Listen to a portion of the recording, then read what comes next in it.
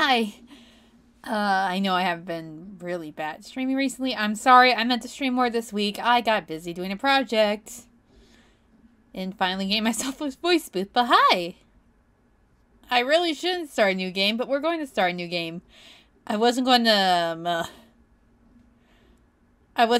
to stream this. I was just going to play for fun, but then I played the first few minutes and it's giving me a lot of vibes of Your Turn to Die, which I still have to play on stream, but well, mixed with some, do I want to say Zero Escape? I want to say Zero Escape. I can't remember what the other thing I was thinking of, but after that I was like, yeah, I need to stream it, so for now, I think I'm just going to stream this and Pokemon for a bit until I can get one of them done. I promise we'll get back to the rest. I know I'm really bad at making decisions. But Process of Elimination came out last week, and I had it on my pre-order list because it feels like Danganronpa in a way, like the story. So I'm like, yep, that's my alley. So yeah, if you are planning to play Process of Elimination yourself and don't want spoilers, please click off the stream. I promise I won't hate you. Watch VODs later. I don't care. I'd rather you play the game for yourself first. AK Kuma, if you're in the chat, get the heck out. I know you said something about that. Beyond that, it looks like the warnings are... It is a mature game. I know there's blood already from the first few minutes. And I think there's language. I don't know what else there is, but just overall blanket warning of if you... Something may trigger you that may be in this game. I promise you, click off, get some snacks, and don't worry about it. I promise. I think that's everything? I think that's everything. Yeah. Alright. I probably should actually put my desktop audio on, huh? Oh no, is this on? Oh, flip-a-doodle. 1 second. It's called Everything Reset Itself Again, so we have to do this. Nope, it should work.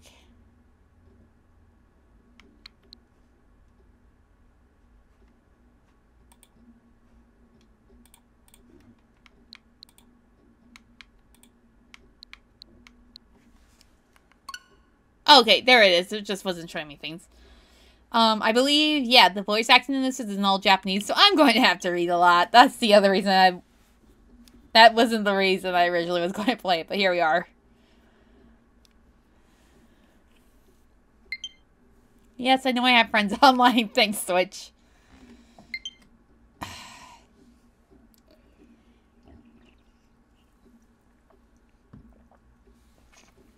I forgot how long this thing takes to load.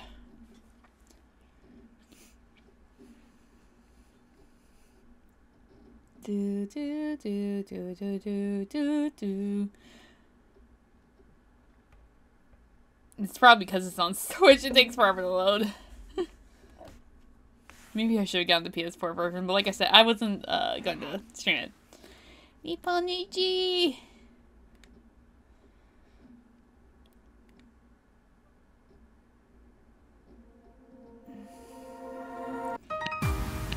Okay, good. I can just restart.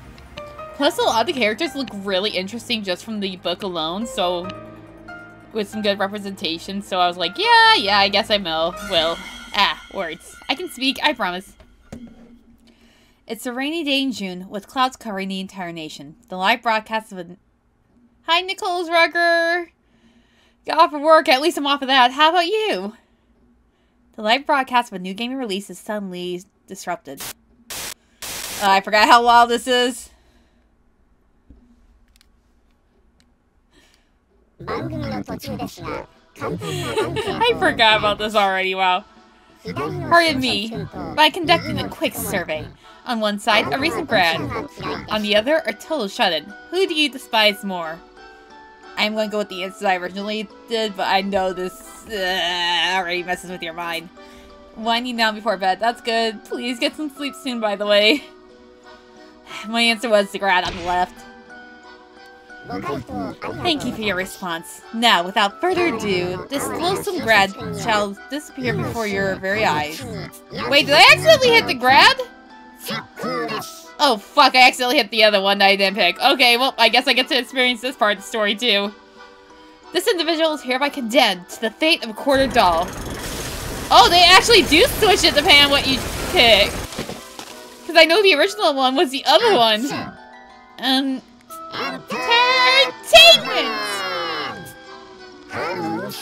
This is odd though. Hello, dear consumers, and adieu to the consumed. How did it feel, dismembering the rivaled with the simple press of a button? Quite good, no? Downright refreshing, even. I don't know if this is the best thing to fall asleep with, though. That's my only thing. I'm going to turn that down. Let me know how audio is, as usual. It's best to eliminate those who don't share your values. Majority rules, after all. Whatever bloke thought that up, it's truly sadistic genius. Once again, this is why it's giving me Your Turn to Die vibes. Majority rule game. The position may be trampled, but there exists no better system. The path to peace must be painted by the blood of the minority.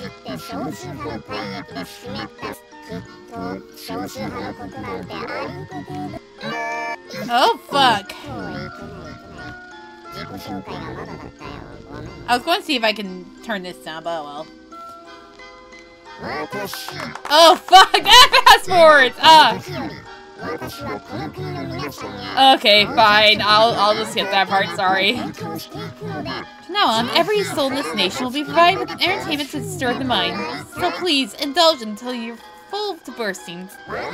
Should you object to your Grace's choice of recreation, you're invited to try and reveal his true nature.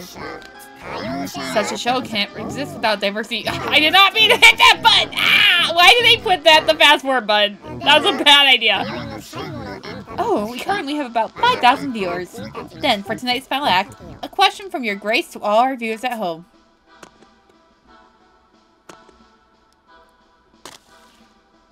The individual within the animal suit became a shun after experiencing vicious bullying at school. Oh! Hi, Sherry. How are you doing? Hi, Plane. Off of work, thankfully.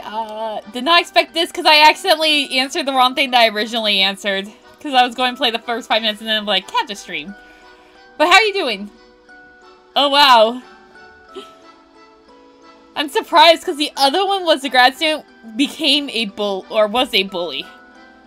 No love for his mother, who raised him alone. Every day he would hit and yell at her. Before long, she fell ill and died without his noticing. This individual was saved by your first impression. Oh, so both of them have bad things. With that, I asked, do you still like him? Should over half the viewers say so, I'll release him. I'll probably go the other way, because this is why I originally voted for the other one. I'm doing good, just glad I catch the stream this time. No worries, I haven't streamed in a while because of life. So don't worry. Seems like not even 500 people like him. A shame. Nothing short of a tragedy. Really, the sorrow is too much to bear. Oh, that's how you quick save? However, so that's how you quick save. Okay. The quarrying Duke snaps his fingers. Yep, sounds about right. That's what makes this the very finest entertainment! Alas, it will soon be time to part ways. As for myself, your Duke, that is, I am the enemy of those who mindlessly consume, and a friend to those consumed. Thus, I take my leave. Do enjoy the show.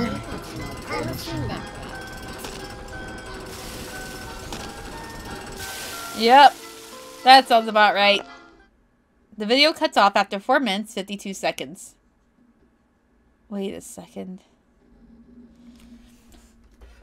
I just noticed this. Please don't tell me that that's reference to what I think it is. 1 second. Is it 432 or 452?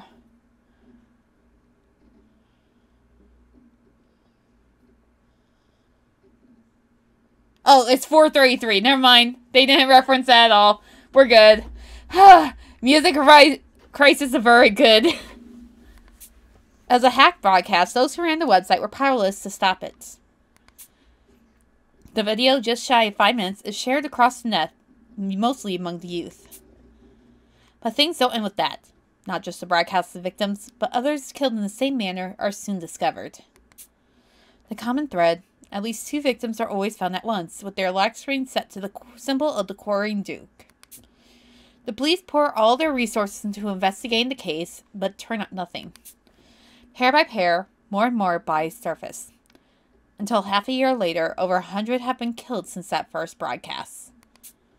The sheer number of victims and brutality of murders are fleeing society into chaos. Okay, the main reason I also was interested in this game. Look at this! My Danganronpa fans! Please do not tell, or please tell me, this looks like Shuichi, doesn't it? I'm not complaining, but... Quartering Duke? An entertainer? What he's doing is basically a snuff show. I gripped my phone tight as I read articles about the murders, speaking aloud despite myself. I've seen the effects of this Duke all around me. People are terrified to go outside, and stores have even shortened their hours. What's worse, he's gained some traction among young copycats taken by his charisma. With the police overwhelmed, small private agencies like mine are in huge demand. Apparently, even the FBI is getting involved. Past events had already stoked the need for his line of work, but the Duke had only made things worse. The media jeers at the detective craze. Mr. Gunjoji says the ideal society is a peaceful one where detectives are starved for work. He may be right about that.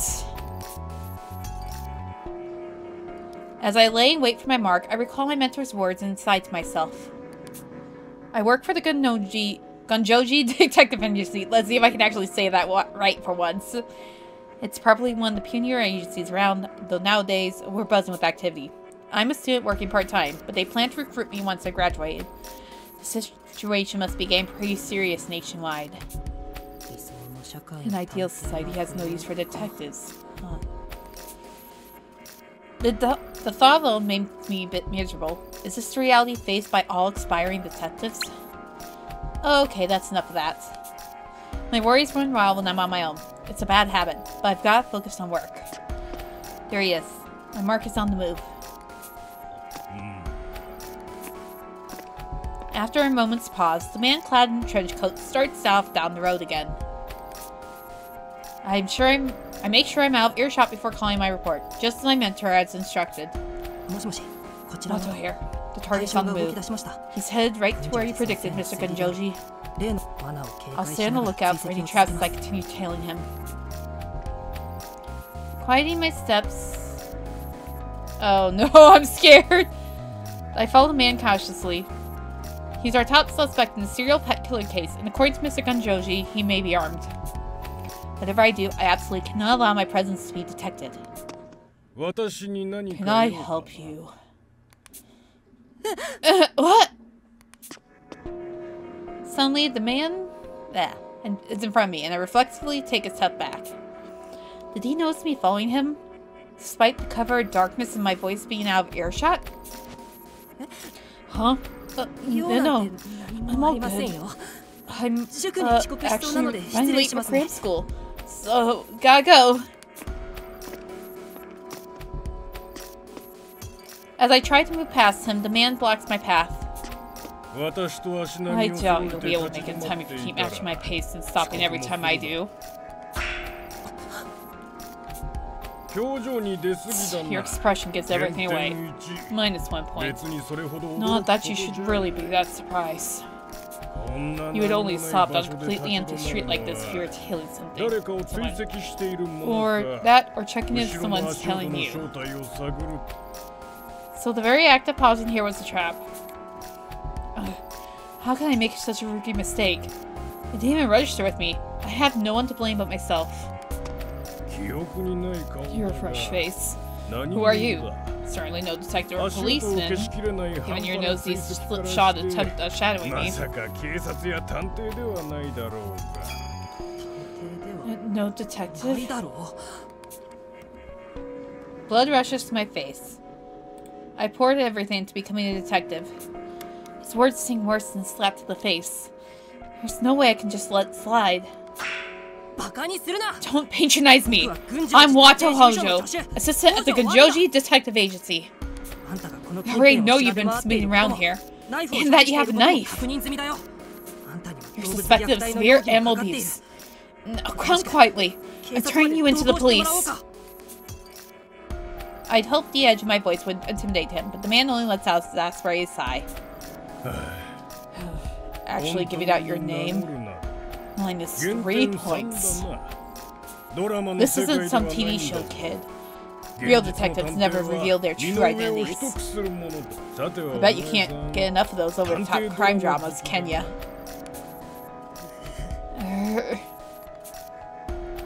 As much as I hated, he's read me like a completely open book. The moment a detective reveals himself always seems so cool on television. But he's right. Sharing your identity in this line of work is far too dangerous. Something to keep in mind next time. And does the detective's assistant plan to arrest me out of his own? A grown man you fully believe to be armed. The man slides his hand into his pocket and readies his stance. He's clearly holding a weapon.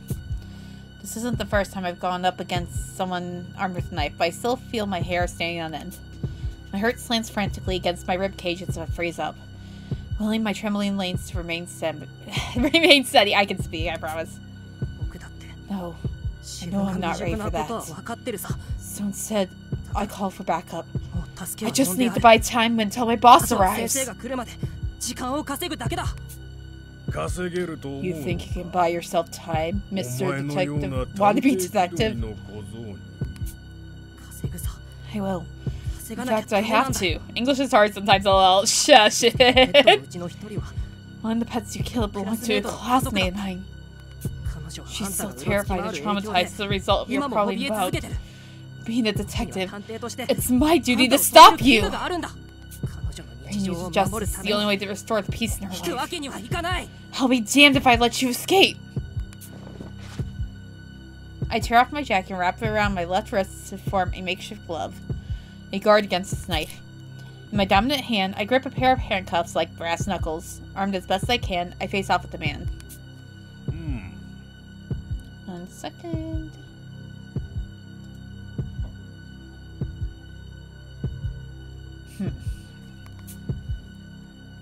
The man just watches me, showing no signs of movement.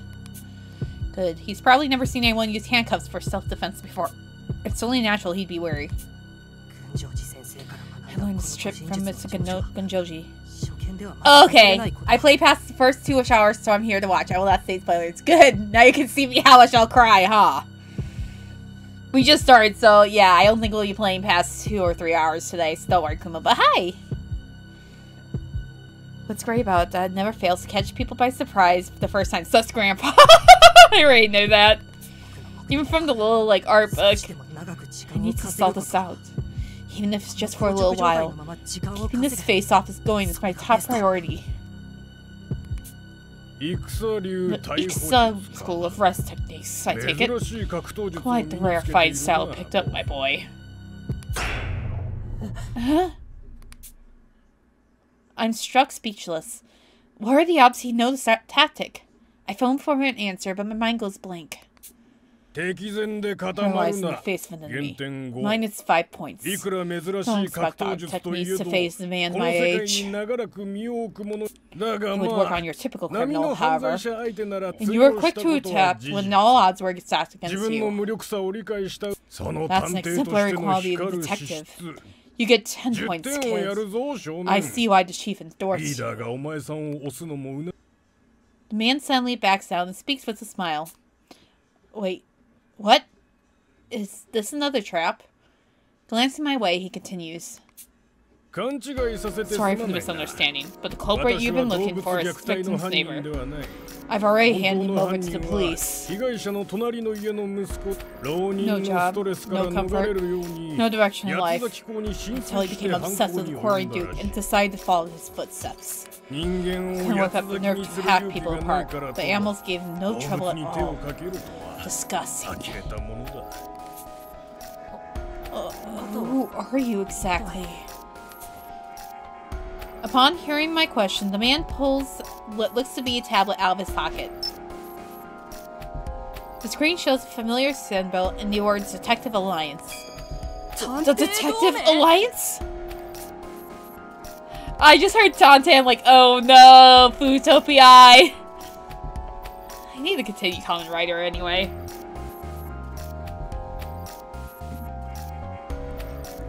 I can't help but yell out the name. The Detective Alliance. The very organization I revere more than anything else. Shit, it's the feds! Okay, what did you guys do this time? Because I'm not bailing either of you out. Someone here has robot pets too. Wait, seriously? That's gonna be adorable. I got to pet a puppy at work anyway, so. Cute gone! That's right. I'm part of the Detective Alliance. The only government-recognized detective organization in the country. I'm sure an expiring detective like yourself has heard of it. Of course! It's a mysterious coalition of 100 renowned detectives that always sends the perfect match for the job. Oh, Watto. The Alliance has solved every case it's ever had.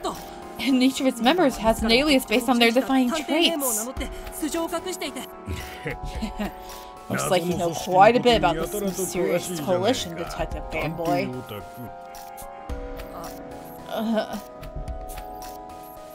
As I calmed down, my face began to burn bright red.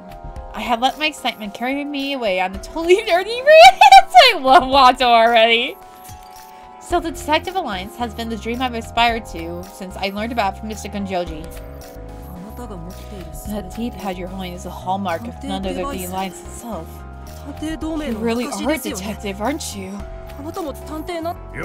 Bingo.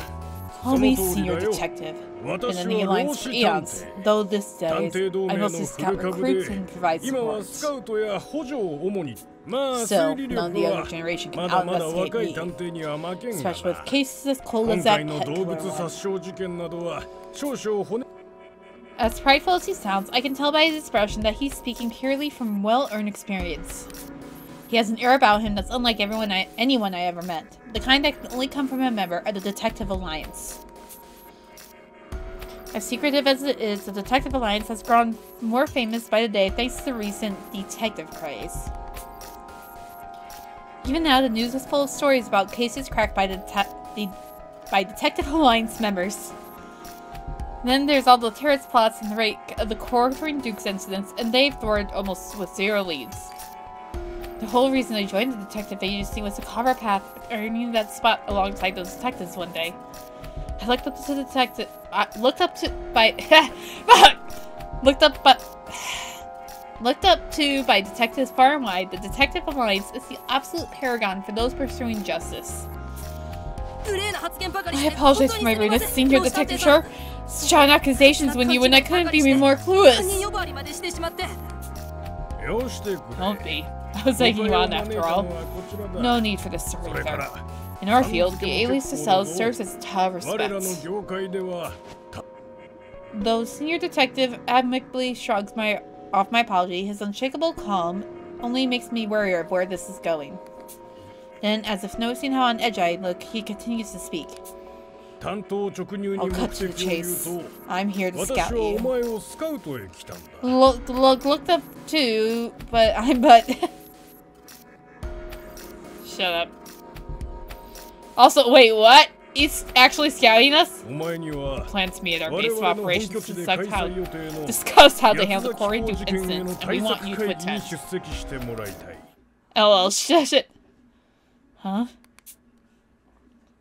I respond lamely, unable to fully grasp what he's saying. I'll say it again. We want you to join our investigation of the Corey Duke case as a member of the Detective Alliance. Scouting. What? Oh, I did not know we were going to get scouted already. Watto. You're being recruited. Oh, I know where this is leading. Bye, guys. Oh, this music though sounds similar to something else I know of. The sound I make is so shrill and alien, I scare even myself. I pinch my cheek to make sure this isn't some dream. Oh, no, not a dream. Maybe this is Mr. Gunjoji's idea of a prank? No sign of him anywhere, so probably not. The music in this game is really nice. It is so far. It's actually really cool. Minus the odd party music at the beginning, which means isn't a joke, right? Not at all. We received direct orders from the government to put an end to the quarrying Duke's reign of terror. Our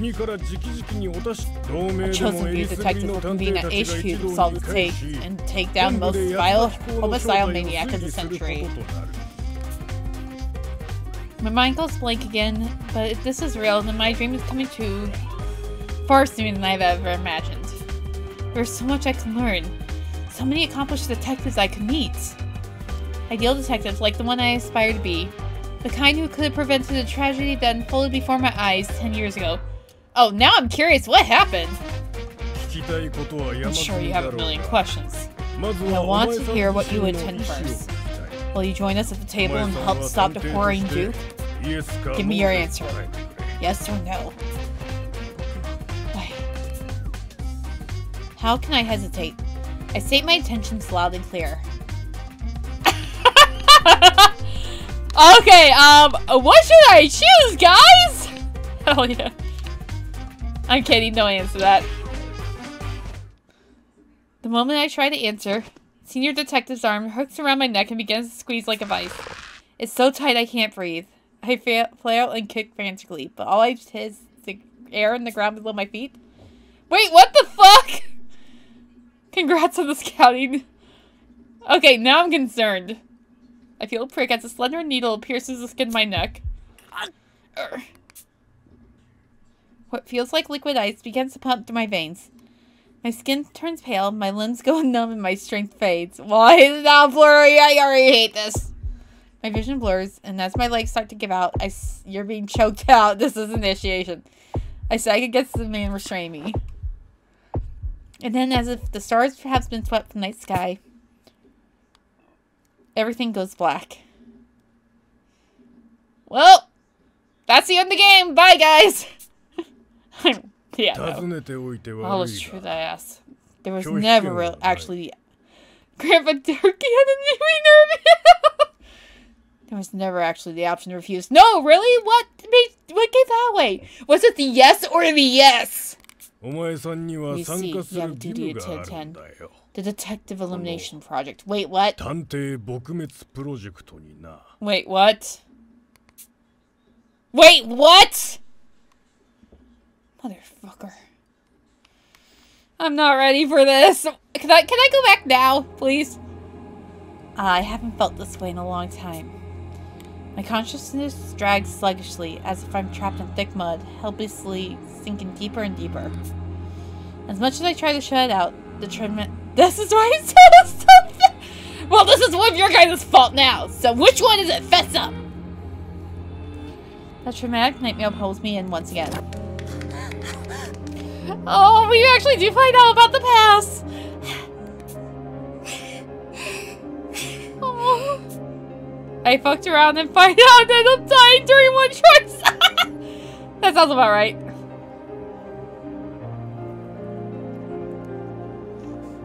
In my dream, I'm running down a dark, frigid corridor, holding on tight to the hand of a girl my age. I can't run anymore. You need to go out without me. You have to escape! Again. Both your turn to die and Zero Escape feelings. I really need to play Zero Escape for Kuma.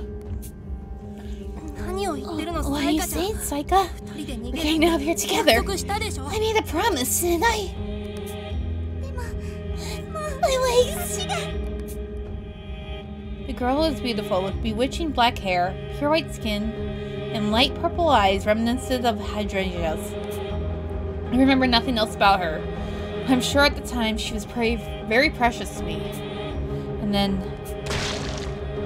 right before my eyes, a blade sweeps down and slashes her, covering her into bursts of red. What the fuck? It's a ghost. Saika-chan! Saika! I clutch onto her before she can collapse and face the criminal that did this to her. Oh, well, that's great dialogue. Thank you! Thank you, Nis! Perfect! Let me, recite. There.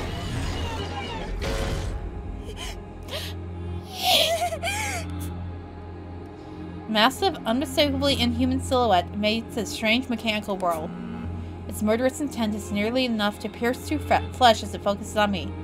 I prepare to die as no more than a child. But at that moment...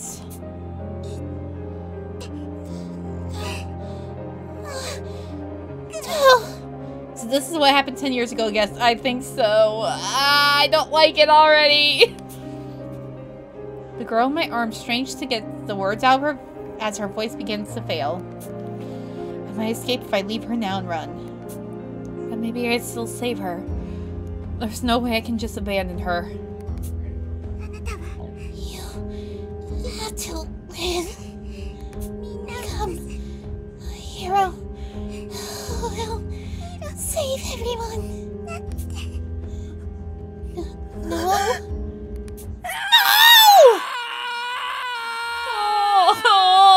That's so angry me. That's all I can remember. My memory cuts out completely as if the next page has been torn out. However, since I'm alive, it's obvious what came after. I traded Saika's life to save my own. This was the mass kidnapping confinement incident that was in a decade ago. The reason I became a detective. The shattering organization took 16 children and locked them in an underground prison for a month, never to be caught. Am I supposed to just live with the sacrifices that came out of that? Like Saika? I was too incompetent to save even one girl. I refused to leave it there. My heart and soul demand I see it through.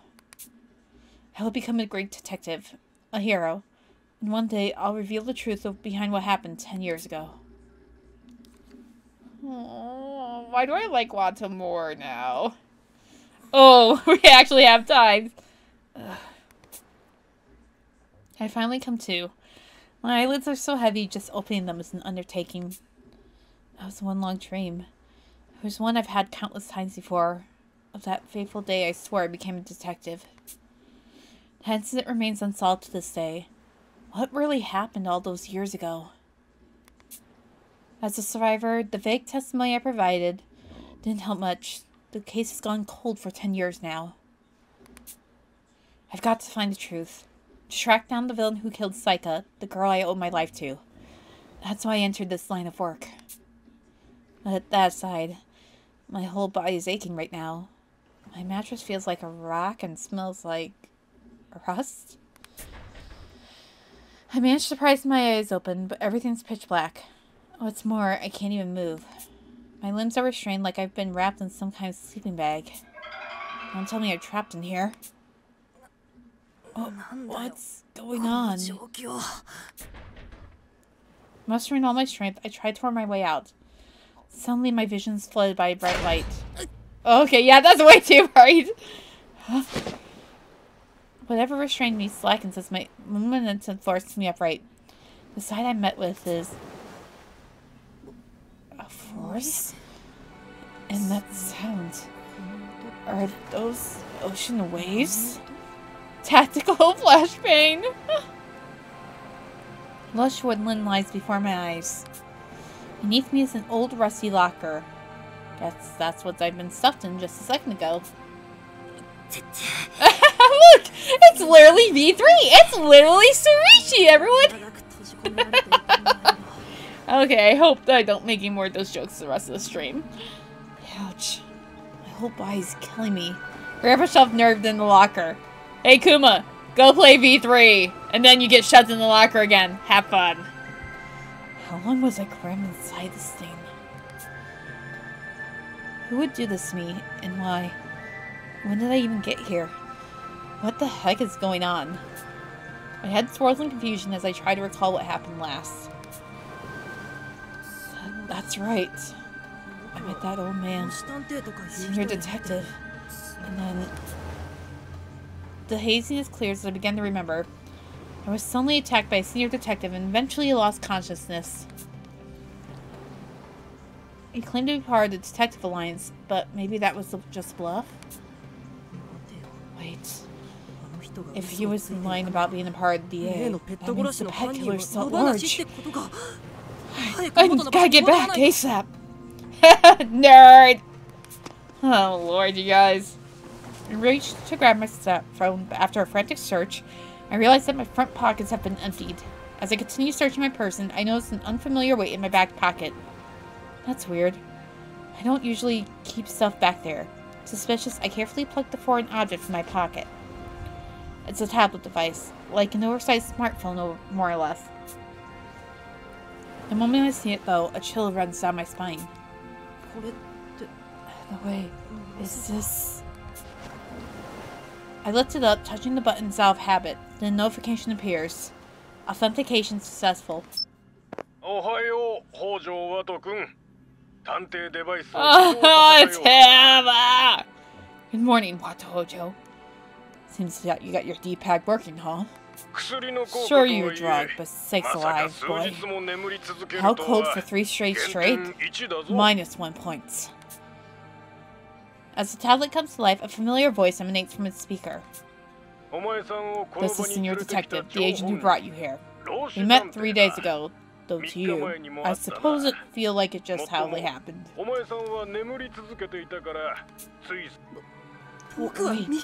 I was out for 3 days? So Senior Detective is the one reaching out to me. I knew I recognized his voice from before. Still, his tone is very nonchalant for a kidnapper. I can't help but feel irritated.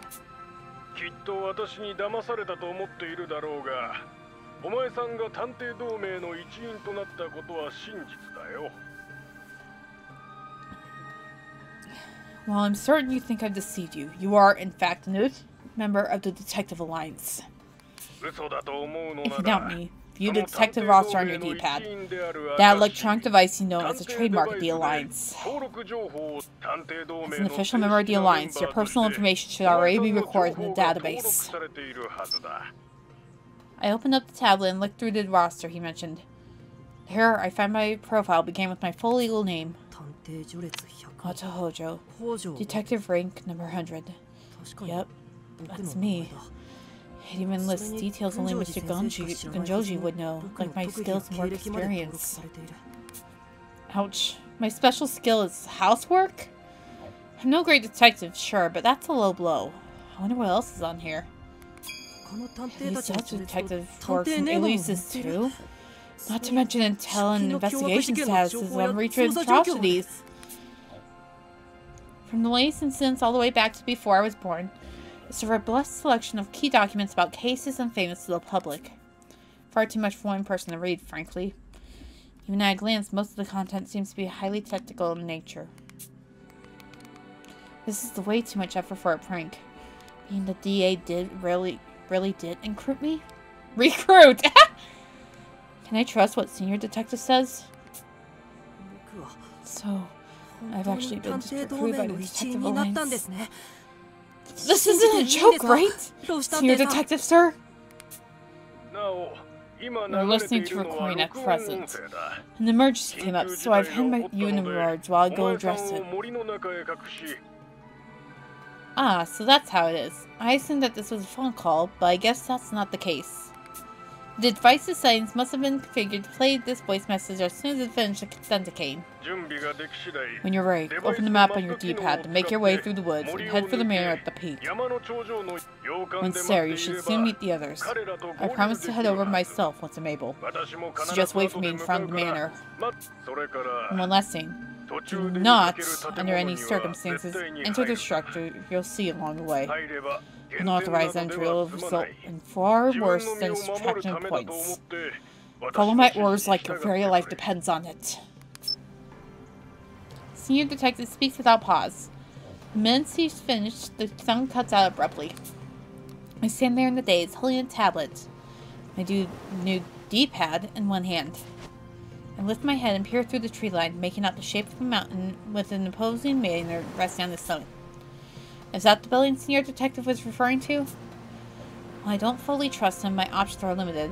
Pressed for choice, I open the map application on my tablet. Yay! That's what I want to see! Various graphics appear on screen displaying the surrounding area. All that blue surrounding everything must be the ocean. Which means I've been taken to a remote island. Morgue. Is that the name of this place? Never heard of it. Could I be in a foreign country or something? Either way, getting all gloomy won't solve things. I used my fingers to zoom in on the map, hoping to find more info to go off of. The screen then displays my current location and a few details about the vicinity. Just as Senior Detective says, there seems to be some sort of manor atop the peak, plus another structure near the tree line. Without any other clues to guide me, I decided to follow Senior Detective's instructions for now. Oh, I need to register my detective alias on here. But I don't have any talents. And I definitely regret trying something random. Nope. I got nothing.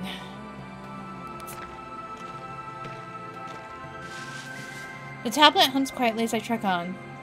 Before long, I see it purring in the trees. A massive heliport stretches to me. To his right sits a relatively small 3-story building. Though it blocks my line of sight, I assume that is the manor just ahead on top of the hill. The structure here must be the one the Senior Detective warned me against entering. It's not like I really trust the guy, so I'm admittedly a bit curious to sneak a peek inside. But as soon as the thought crosses my mind, a sudden sense of unease washes over me. On my tablet's map, I see numerous circular icons displayed within the building's walls. And not just a handful either. Dozens of icons crowding around like ants swarming over food. Judging by my own marker on the map, I think these icons are all people? But if that's the case, what does this mean? My apprehension refuses to die down. I get the sense that going there will only end in regret. Just as Senior Detective has warned. I need to decide my next step carefully. I will.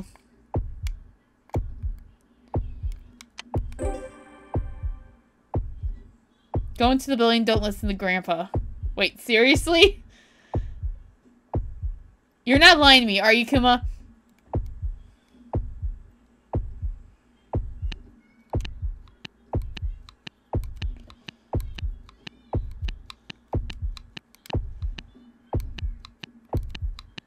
Do it.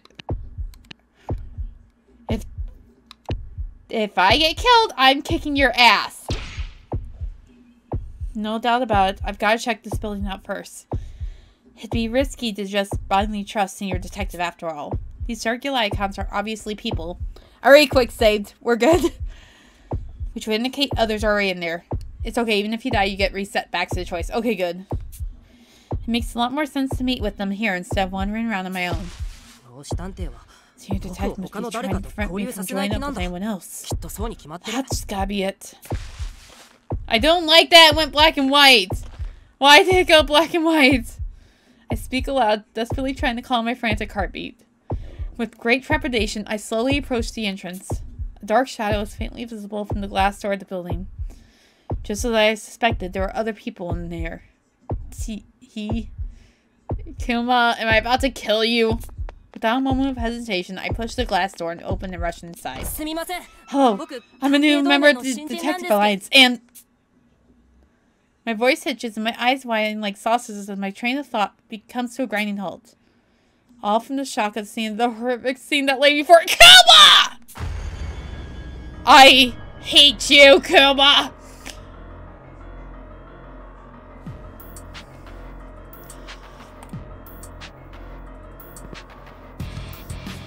You know what? Just for that, you're getting a Nico knee!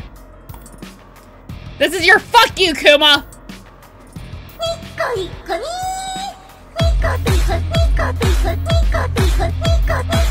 I hate you!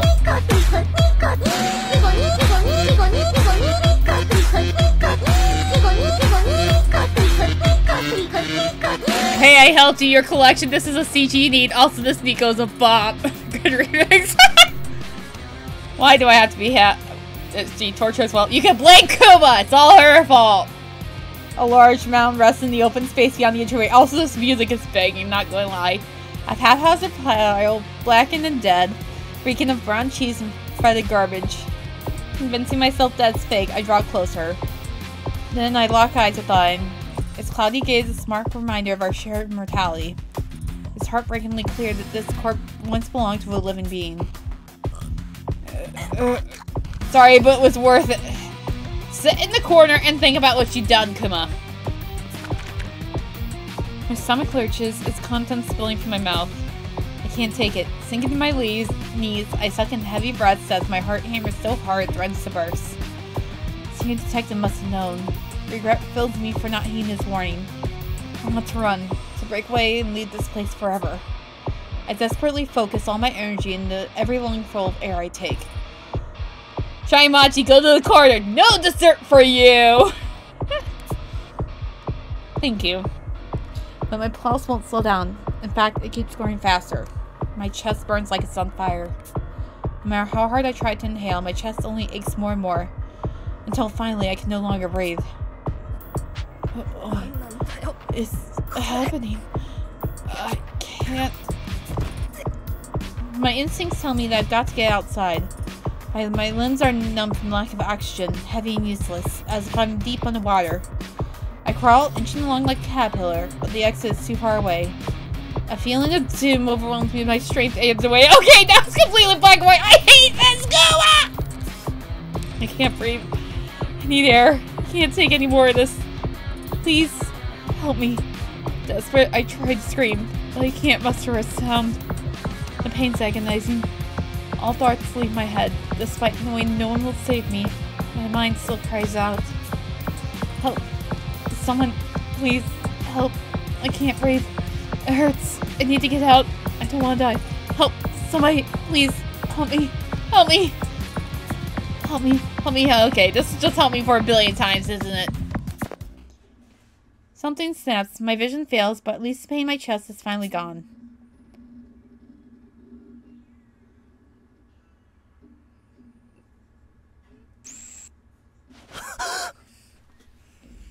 Give me 1 second. I'm going to send a nice little message to someone.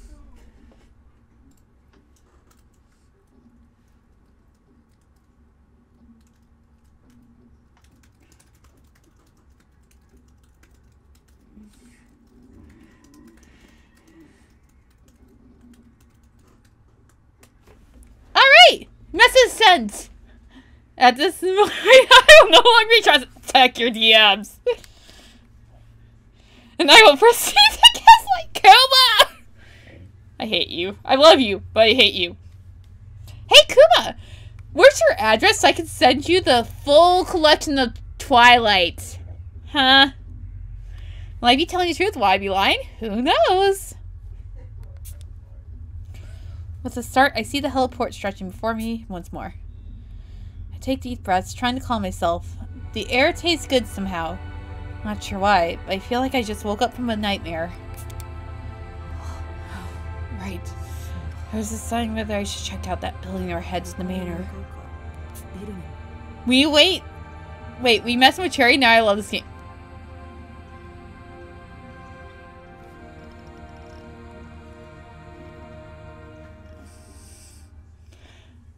Goodbye!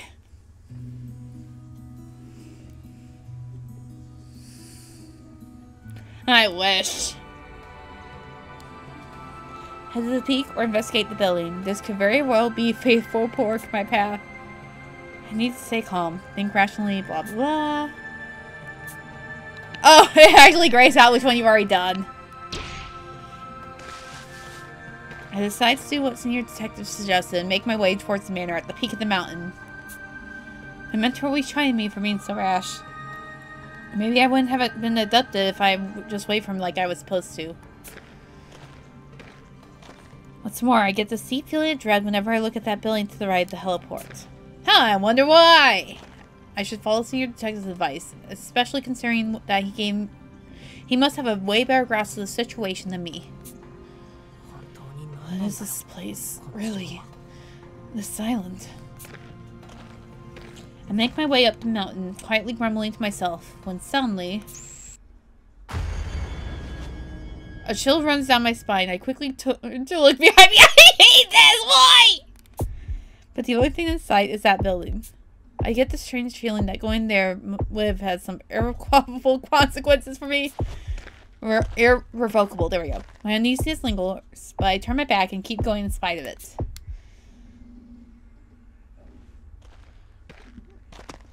I continue up the twisting mountain path for about 15 minutes until at last I arrive at the manor door.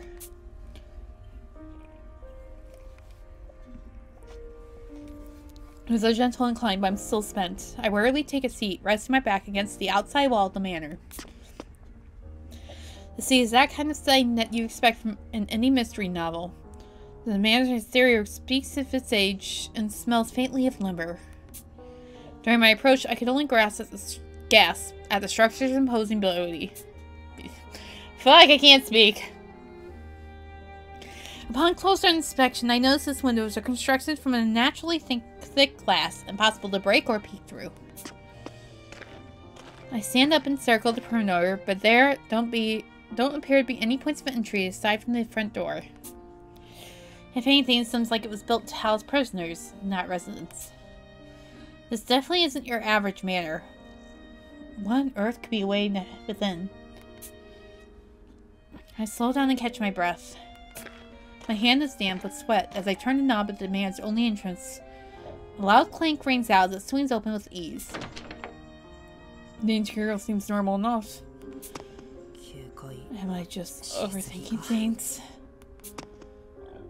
I ask weakly as I take a step inside. As soon as I let go of the knob, the door closes on its own. Not one moment later. I don't like this. A sharp pain suddenly erupts in my head, causing me to stagger involuntarily. Fuck. A shadow at my feet expands rapidly. My spine feels as something rushed quickly towards me. I cannot speak. Without even a moment of hesitation, I kick out and leap to the side. However... What the fuck?! Something slams hard against the back of my skull. The impact sends me flying.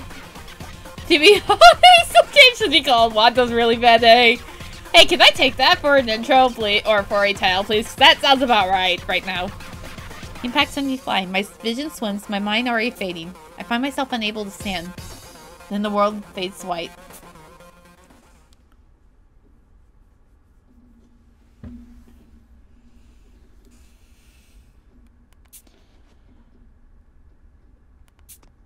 I can hear things. Yo, guys, this chump ain't waking up. How about I kick him around a bit? Don't be so violent, Rowdy. I hear voices nearby. Best boy and best girl here. I told Cyberdoffel here. Violence is so not cool. Why don't we just, like, dump a bucket of water on him instead? Idea is just extreme downtown. Let's try and consider our options rationally. The absence of Violor is unresponsive. I shall administer a cardiac massage at once. No need for that. I think he's waking up. Best girls and best boys time.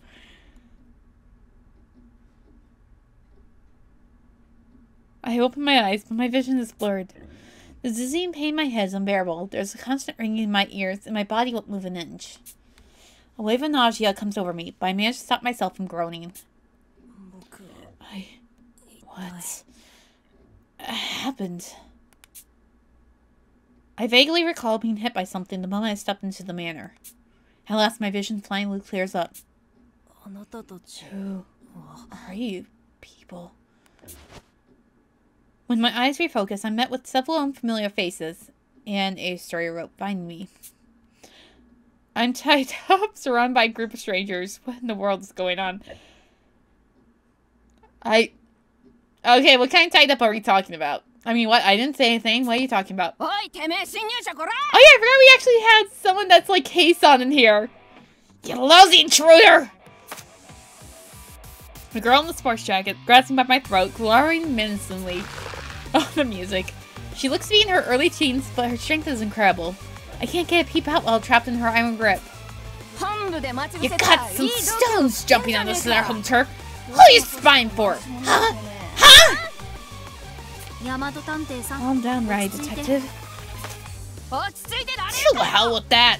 This Jimbo might off to some of our own. He won't even give us an answer. I ain't just going to let that slide. Well, you can't talk if you're actively choking him now, can he? So these are the detectives. Yep, some of them at least. Huh? Crap. You've got a detective. Sorry, intruder. My bad. 100%. Half of them. Yep. I know that there was at least a couple in the book. The girl in the sports jacket lets me go, then immediately falls to her knees, touching her head to the floor as she apologizes. Aww. She's one of those types. It's okay. You don't need to grovel about it. I'm still in the dark here, but I get that you have every reason to suspect me.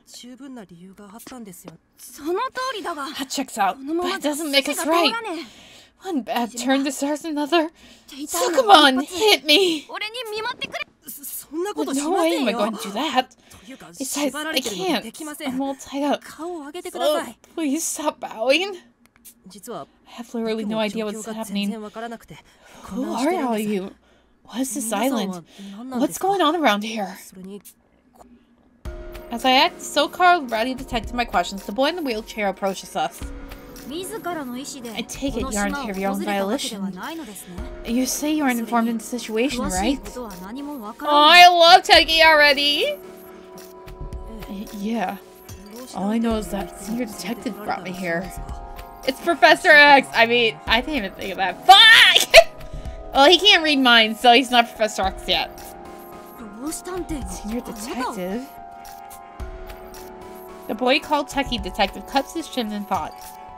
I checked your eyes to verify your conscience. We'll just assume it wasn't self-induced rose for now.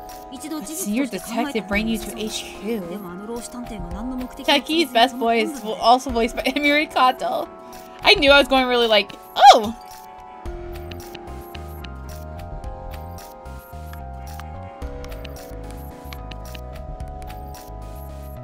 Oh, you can actually save. I wish they actually, like, gave you the controls at the beginning.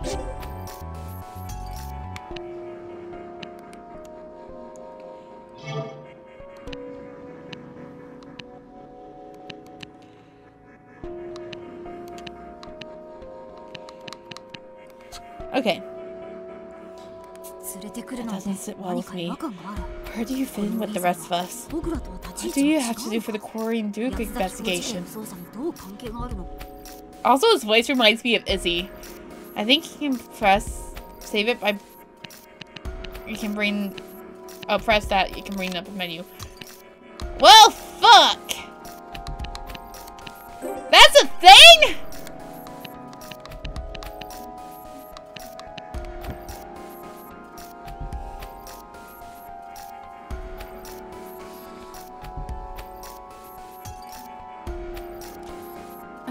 Fuck you, goddamn cocksucker. Pussy asshole cunt!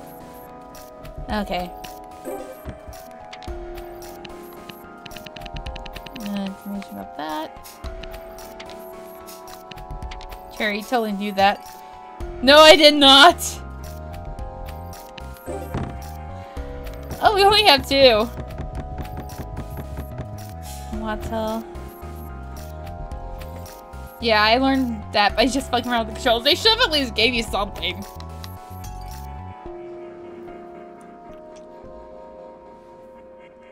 Conversely, he's professional when it comes to housework. Without him, the agency would be a sea of garbage within a week's time.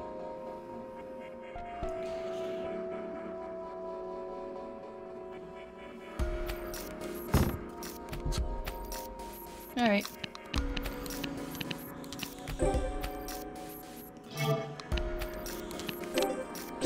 Well, now we know. Thank you, Kuma. Yo, Earth Detective. Ow! Oh, sorry. I was lost in thought. Rowdy Detective pokes Techie Detective, snapping out of his trance. He dips his head in apology. I'm as confused as ever right now, but I've heard these two detectives before. Does that mean all of them are... Anyway, we should let this guy loose. He grilled him while he's all tied up, and people are thinking we're kind of into stuff. I mean, what? Hold on, down tag, detective. Huh? What? Sorry. It's just, we should wait a bit longer, I think. What was that? Nothing at all. You have no proof.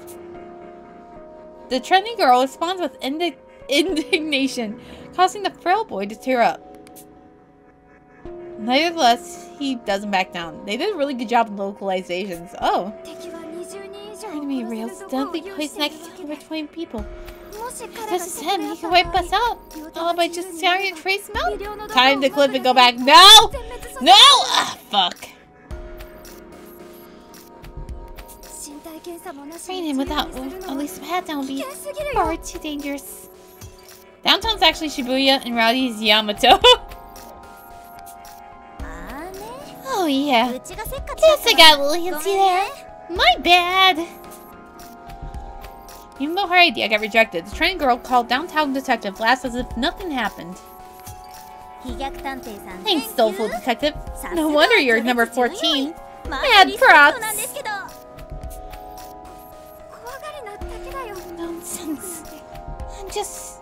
You want to admit something before I go to the clip spot? I plead the fifth.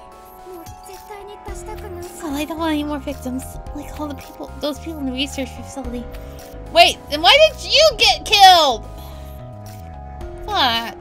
If anything, we need to be overcautious. With somewhat androgynous, he speaks with a voice full of fear. Your Honor, she's guilty. Oh, Your Honor. You come at me, I come at you. Victims like those in the research facility? That comment catches my attention, but now it's not the time to be isn't the time to be asking questions. Ah! Instead, I hold my tongue and continue to watch in silence.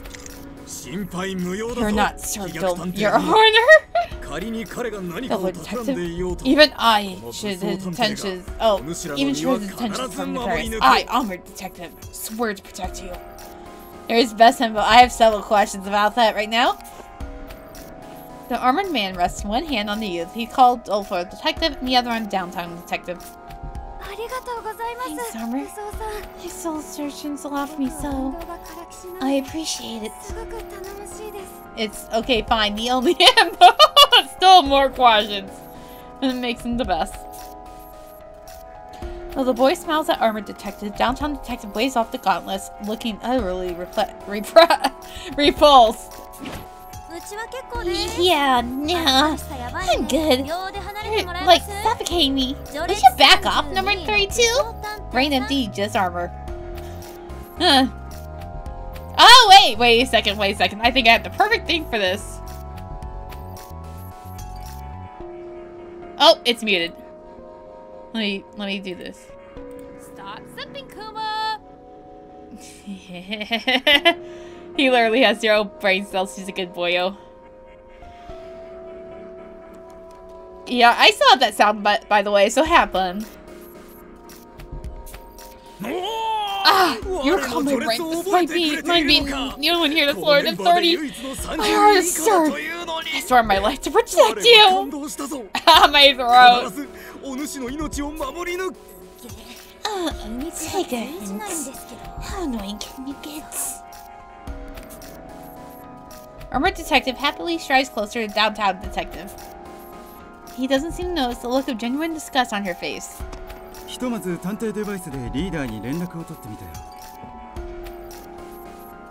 Moving on, we should touch base with the chief on our D-pads. We're lucky our device's signals allow us to communicate from the manor to the research facility. A man who looks like a corporate employee joins the conversation. He holds a familiar tablet-like device in his hands. A D-pad, the trademark of the Detective Alliance. My heart beats fast and ignorance is bliss in his defense. My heart beats fast in spite of myself as I guess at the nature of my company.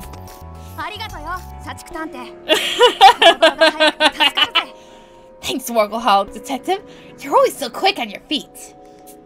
Adulting 101. Plan, do, check, act. And as for sleeping Beauty Hugh, I got in touch with the chief, and he is indeed a full member of the DA. He's safe. I'd like to confirm with you directly. This is no mistake, right? Right. No mistake about it. No, I only just got my D-pad. Honestly, I'm completely new to this. Everything clicks into place as I speak to the man referred to as Workaholic Detective.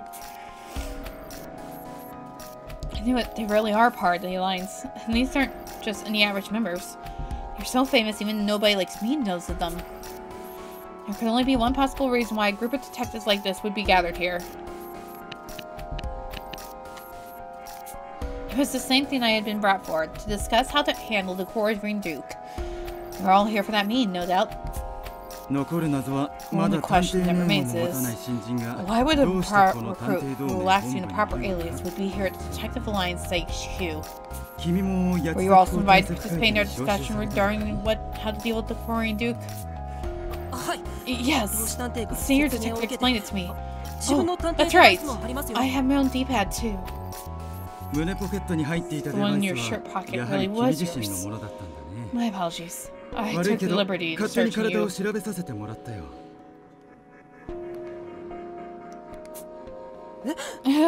When?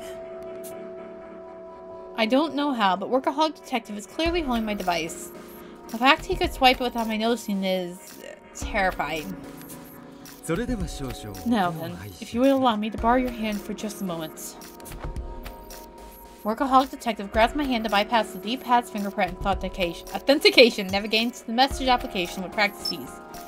He seems to be checking my invitation to the Quarry Duke meeting, which I had been reading just before I fell unconscious. I see. It's the same exact message as the one I received. It appears you truly will be joining us. Relief washes through me as the Workaholic Detective smile, but it doesn't last long. That being said, anyone capable of infiltrating this island would have no trouble faking a simple email. Workaholic Detective's smile turns grim.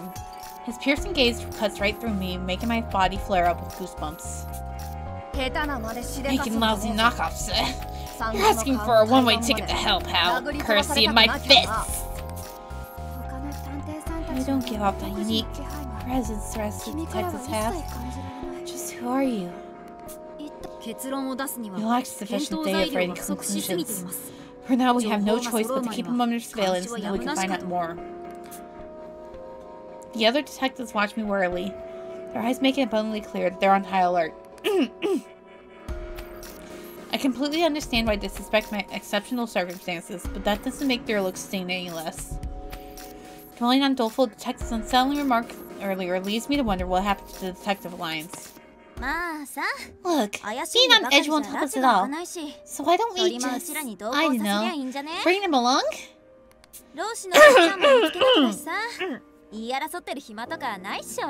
We still gotta find Old Man Senior, so it's not like we have time to stand around arguing.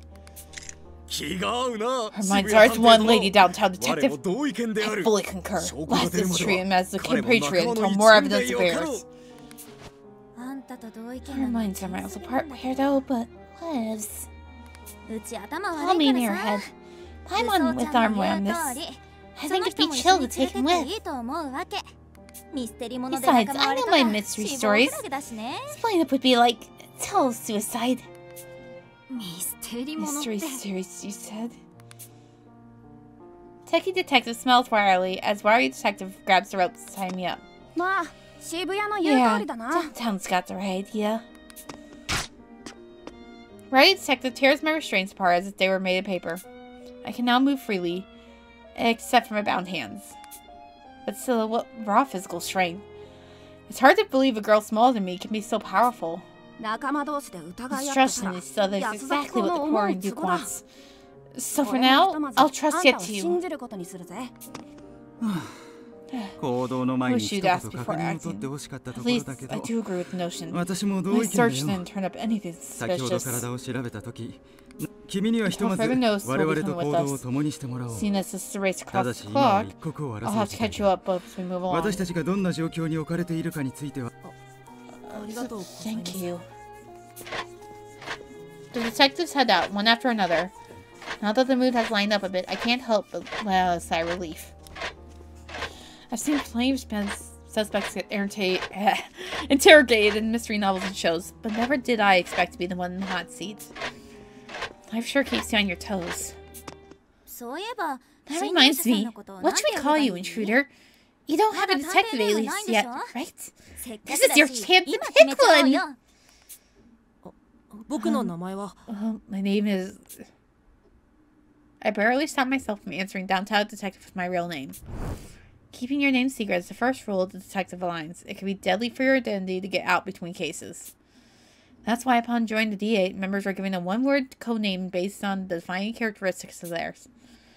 That codename is known as a detective alias. I've longed to have one of my own ever since Mr. Gunjoji told me about them. My detective alias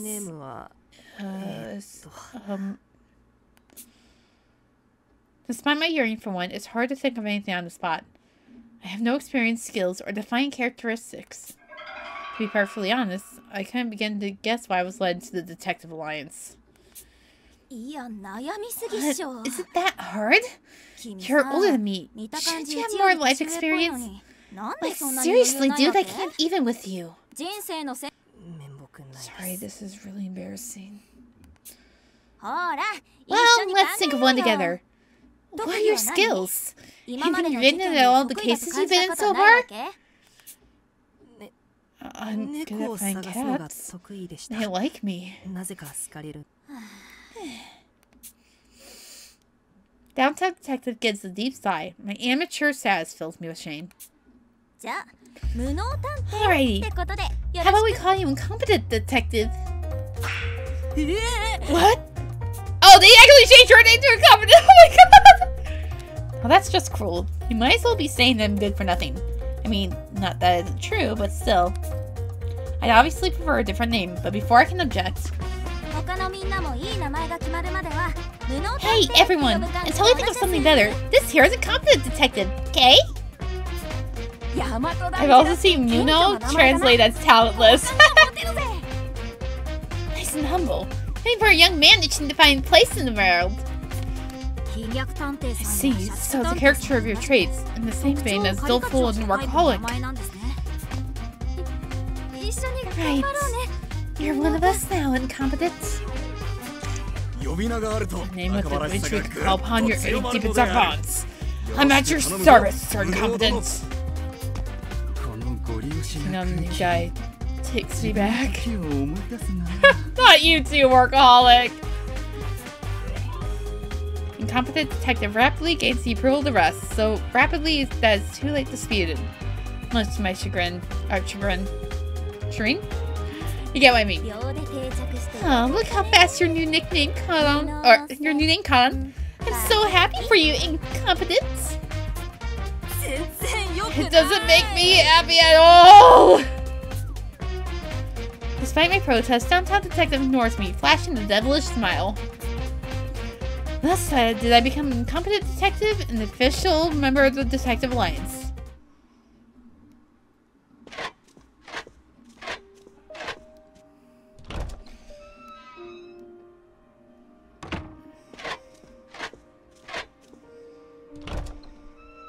Are you just searching for others then? A bright red carpet covers the floor, and landscape paintings adorn the walls of the corridor. The detectives explain the situation as we walk down the passageway. The scent of roses on display around us drift in the air.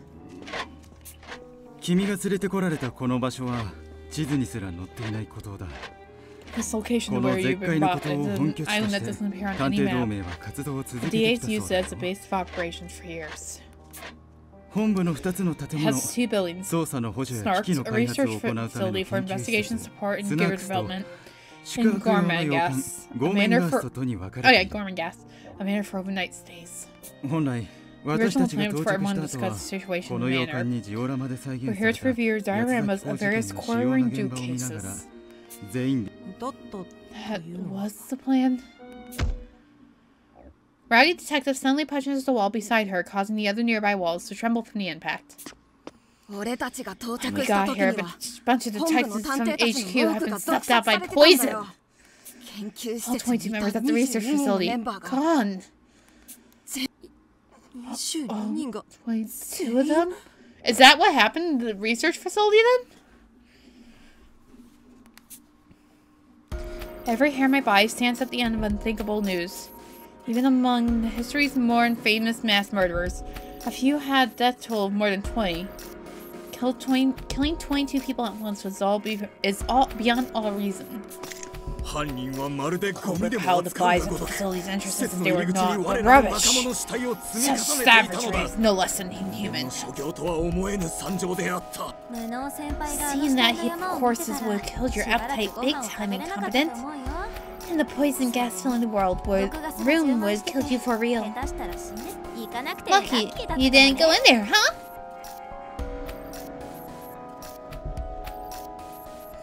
Shut up, downtown. A heap of corpses. Just imagining it makes me feel faint. And that's not even taking deadly gas into account. Maybe Senior Detective knew about that gruesome scene, so he sent me straight to the manor instead. Not this time, at least! That would also explain why he hid me in the forest and went off on his own. I need to find him soon and thank him for keeping me safe. It was another Korin-Duke attack, right? We're not sure yet. How many deaths there were, the clues are awfully scarce. Korin-Duke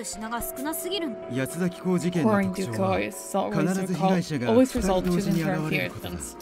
The crime would appear to have a different modus operandi. The Korin-Duke didn't know about. If I catch that bastard skulking around the island, I'm gonna clean his clock. It's said that the Korin-Duke has killed over 100 people, but even that was over the course of half a year.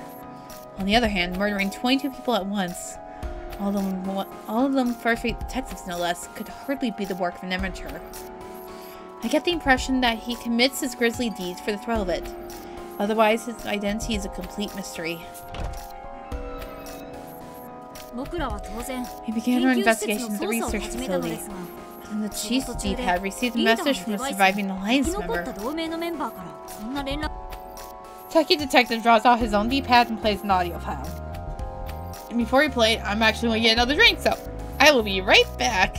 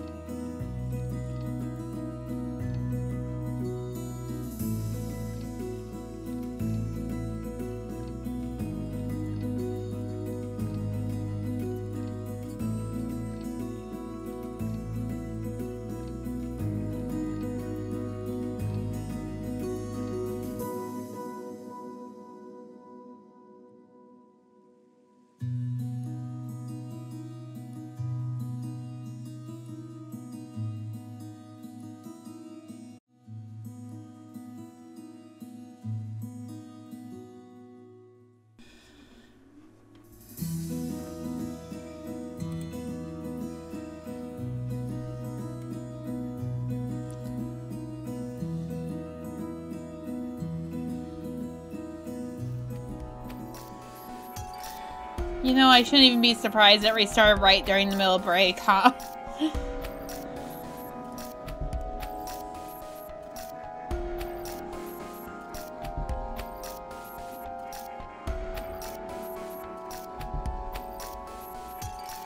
That sounds about normal. I'm making sure it's back up, I hope. I think it's back up. Yep, okay. I'm just making sure before I continue, so...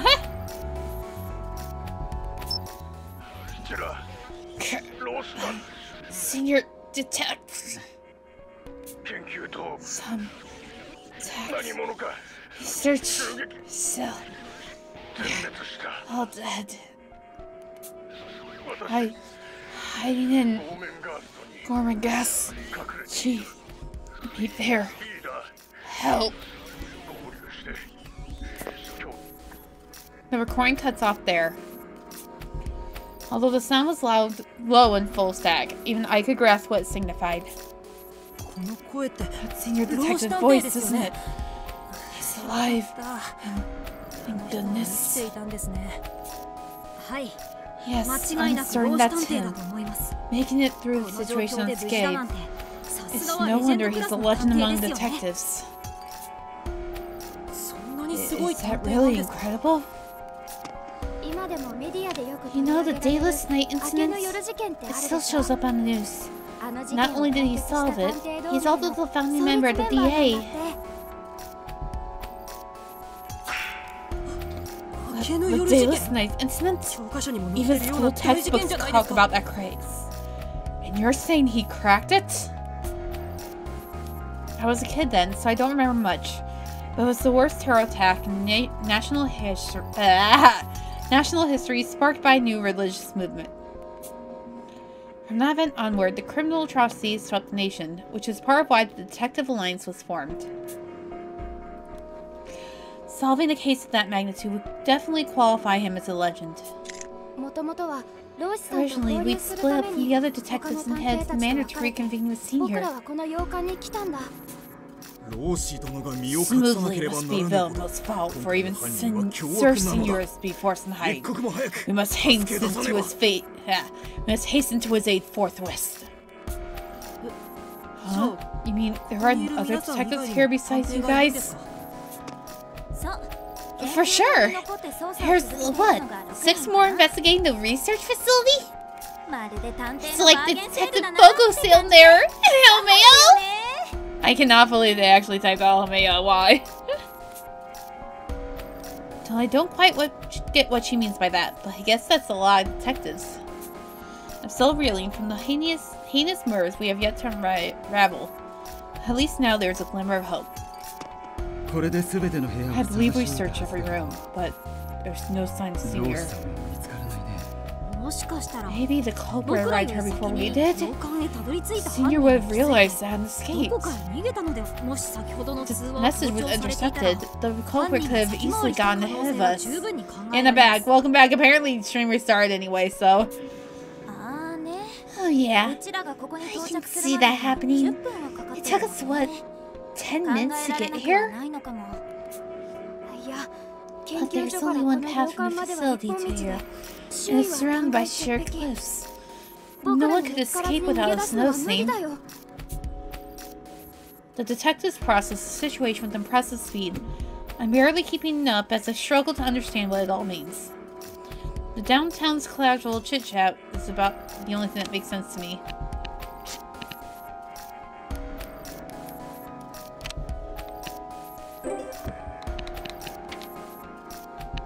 Oh, they actually did, like, put down this.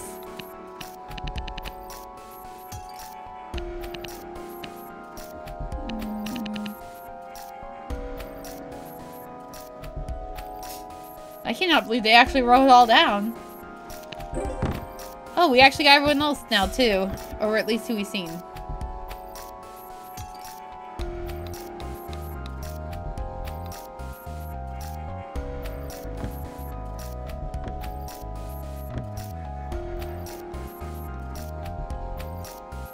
Aww.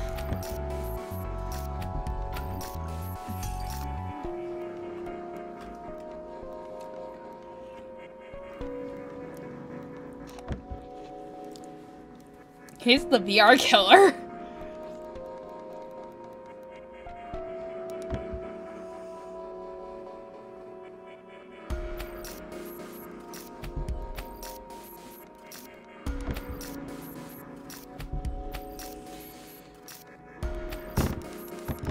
No, yep. Okay. Downtown's casual chit-chat is about the only thing that makes any sense to me.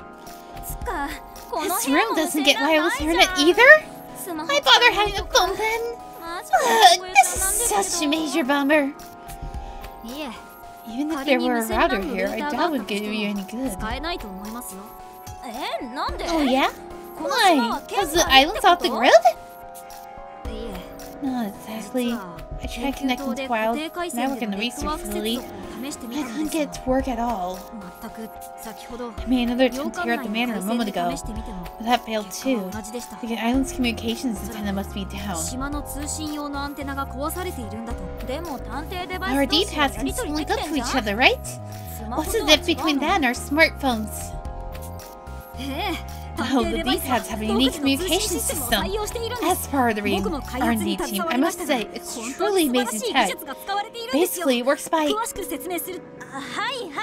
Okay, we get it. So I can't even, like, chat with my followers while we're here? Could this be any lamer? I prefer to see that as an opportunity. An opportunity for us fellow detectives to deepen the bonds of our camaraderie. Yes, it can. Sense. You gotta be kidding me. Rowdy Detective starts crawling on all fours like a dog right at the entrance of the room. She presses her face to the carpet with a sharp expression on her face. What's wrong, Rowdy? Oh, Yamato, I get now. Blood. I can smell it. Huh? Silence fills the room. The others all turn to look at Rowdy. Nearly missed it thanks to the rosy smell and red carpet. But the floor's got blood on it. See? From the entrance to them flowers. The Rowdy Detective approaches an empty vase and sticks her hand in it, pulling out a bloody knife. Bingo. Or which, poor mug sauce this is. But I'll tell you one thing. Some goon was on the loose in here. How did you even notice the smell? The blood's already dry. Been hunting for my old man since I was little. I got the nose of a bloodhound, eyes of a hog, ears of a rabbit, and a raw macho spirit. I'm not so convinced that helping on hunting trips will give you those kinds of abilities, but it's astonishing nonetheless. Rowdy, that knife wasn't used here, was it? Yep, nothing in this room but traces and stains. Guessing they only came by to hide the knife. I can track the scent, but the hall's chock full of roses. Ain't gonna be easy with them smelling up the place.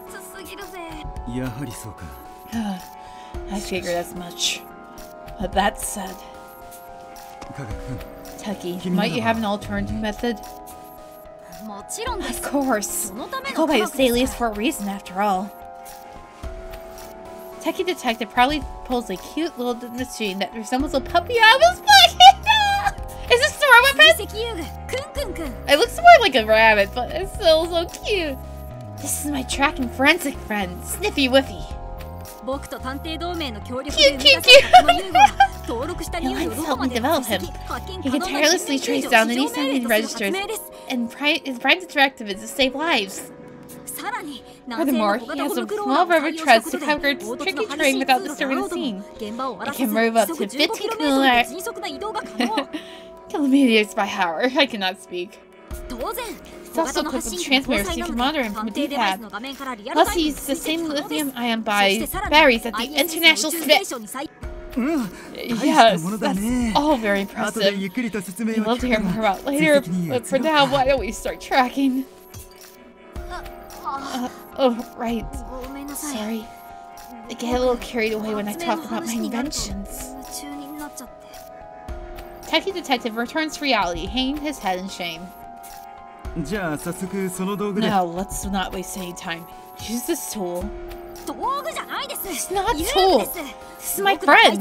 Don't just treat him like some piece of equipment. Workaholic Detective bowed several times in apology for misspeaking. True to his name, he's the very picture of a hurried office worker.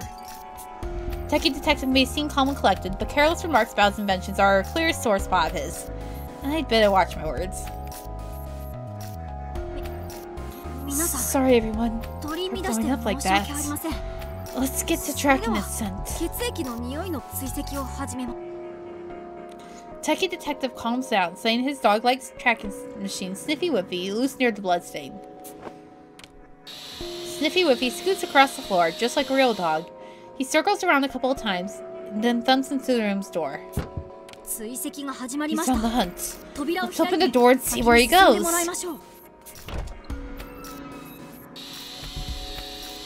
I open the door and Sniffy Whiffy dodges out of the room, barreling down the hall towards the stairs. All I can pick up is roses, but he must have zeroed in on that trail of blood.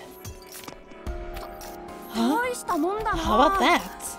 My nose wasn't getting jack squat! Strictly speaking, it's not the scent, but rather the air particles that he tracks. Hence why he isn't thrown off by other smells in the vicinity. So much for that whole nose with bloodhound spiel. Can it? I know it's what got us in this lead in the first place.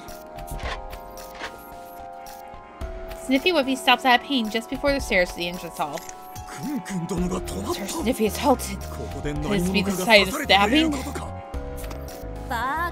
No, tin for brains. I don't see a bloodstain, do you? The knife must have been used somewhere else, like behind the painting. Kyun don't know. Behind it? Whatever could you mean? Is there a world within the painting? To think this stuff in terms fairy tales could actually exist! Relax, Armor. The answer is clear if you look through it. Think through it logically. Workaholic touches his pain as he inspects the frame. He then gently taps the artwork before pressing his ear against it. No question about it. There's a hollow space behind the painting. Which means that if I shift it like this... Still touching the painting, Workaholic Detective moves his hand. The entire wall around this slips back like a sliding door, revealing a hidden passage. Sniffy Whiffy, who has been waiting in place, begins moving again, right down the newly discovered path. How did you figure that out?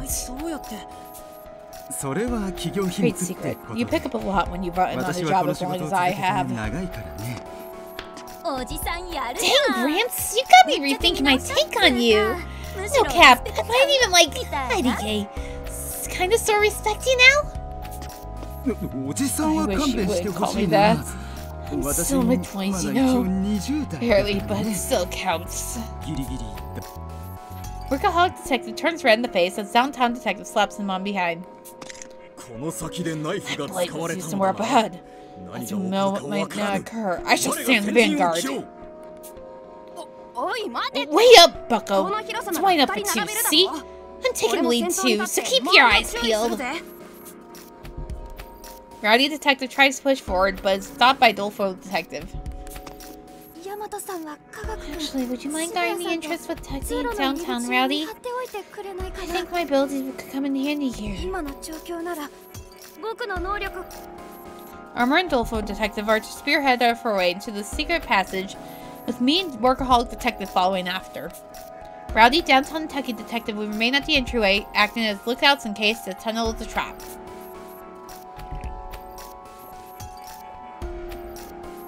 As for why I'm bringing Bra along, it's probably because I won't be able to escape in this tunnel. I'm struck by the fact that Workaholic, the most experienced of the group, had definitely assumed a position beside me. The detectives don't miss a single beat.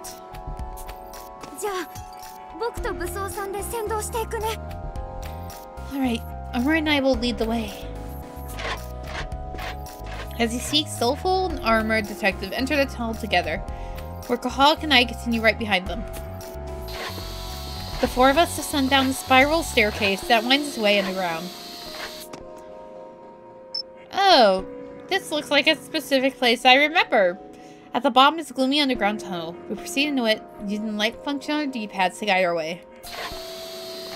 The only sounds are footfalls echoing the tunnel, as well as Sniffy Whippy treads crawling across the floor ahead of us. The air is dusty and reeks of mold, making it hard to breathe. Clearly, this place is seldom used. I love the cleanliness it takes to ventilate this place. Doleful Detective's eyes narrow as he travels down the tunnel. His usual fear of countenance is tense, as if he's an entirely different person. Impressive, is it not? Doleful's intense concentration, it is. Workaholic detective whispers to me as if he's reading my mind. Rank number 14, he solved over 100 cases and survived just as many bloody encounters as us veterans detectives. Over 100 cases solved? The idea alone leaves me speechless. We can't be that far apart in age, and yet his track record is on a whole other level. What sort of heroic life has this seemingly gentle boy led up till now? What did Dolfo mean when he said his abilities could come in handy here? You'll see soon enough. He possesses what we in the Alliance would call the makings of a great detective. Doleful detective stops in his tracks. Armor, stop! What happened, Sir Doleful? My leg is bleeding.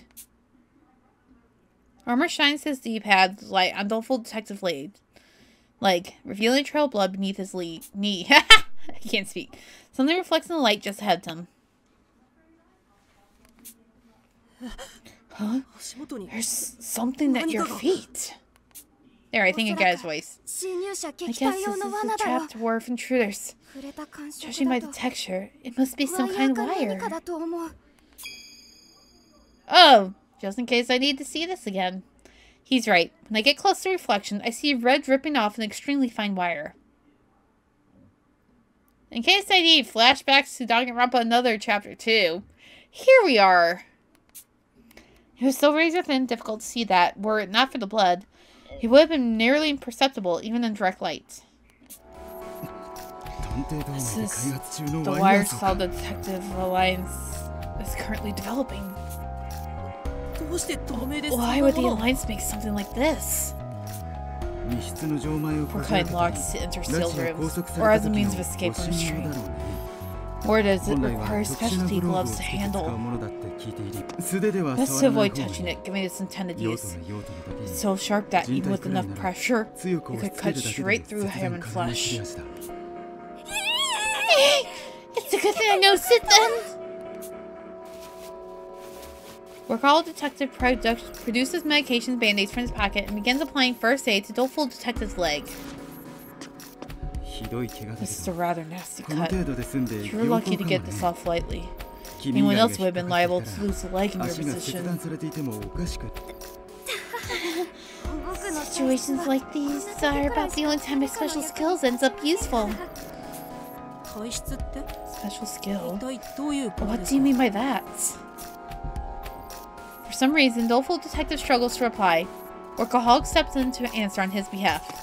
Doleful is a danger magnet with a knack for close calls. From traps to wand criminals, to find murder scenes and even evidence. His innate intuition and powers of insight are what have allowed him to survive such less fortunate circumstances. So that's how he has the makings of a great detective. In stories, detectives are always expected to survive even when wrapped up in a personal case, and even when their life is on the line. And now I'm standing in front of a real-life detective who embodies that very trope. It's not that impressive. In fact, I'd say they just removed fortune to everyone and everything around me. It's kind of a miserable existence. Doleful detective's expression flickers as he touches a band-aid on his wrist. The countless traces of medical attention covering his body shows how much suffering he's constantly endured. Still, it's made me more sensitive to threats than the average person. I can always sense when I'm in danger. So just think of me as your shield. I see the resolve within Doleful detective's eyes as he speaks. He and I may look similar, but I might even be the only one. But nothing in me competes with that look. We couldn't be farther apart. Sir Doleful, you need be so reserved. Armored detective Rutley steps forward, then swings his arm before bringing it down the chopped wire before us. Armored detective, that wire can cut steel. Just because you're wearing protective covering doesn't mean. You're not. The suit in which I am clad is a product of my family's long-held secrets. Behold, the strongest armor known to man. the wire parts with ease. Sure enough, Armored Detective doesn't have a single scratch on him. Both Doleful and Workaholic widen their eyes in incredulity. No matter the trap, mine armor shall prevail. Set your minds at ease and allow me to take the lead. But it means that myself risks our team as a whole. I can't stay entirely whilst my companions are hurt. Despite my inadequate disease, I hasten here to be an Agus for each of you. Armored Detective speaks with a calmness that eases Doleful Detective's taut expression. Despite the latter's brave front, he might have been nearing his limits. Thank you, Armor. In that case, I'll stay back a bit and keep an eye out. Armored Detective takes the lead as Doleful acts as the lookout behind him. Armor, I can sense a threat right in front of me. It's about head heights. Another wire array. Understood! Without a second thought, Armored Detective swings his hand towards the area. Wait, seriously? I think Doleful has the same VA as Kiranj. I can hear it! 1 second! I actually have to check this up, don't I?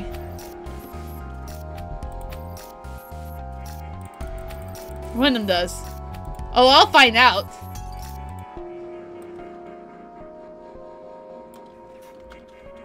Kiranj VA. Rena?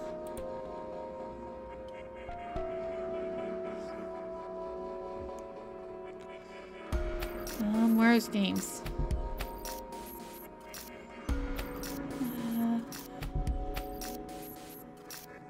Oh, video games. Ooh, does not say.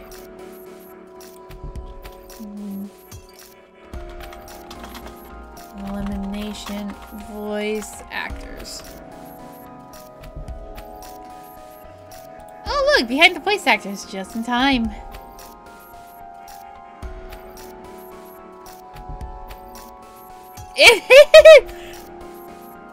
Doleful is Rena.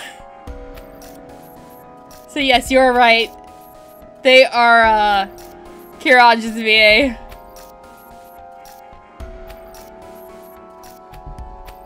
I'm trying to see if there's anything else I know him for, but besides Kiranj, probably not. I don't have him as Kiranj on this one though. That's a weird one. But they have the yeah.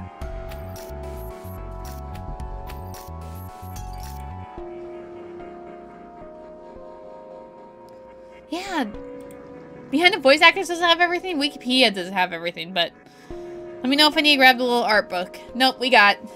You're right. It is Kiranj. Without a second thought, Armored Detective swings his head towards the area the Doleful Detective indicates. Chop, chop, chop.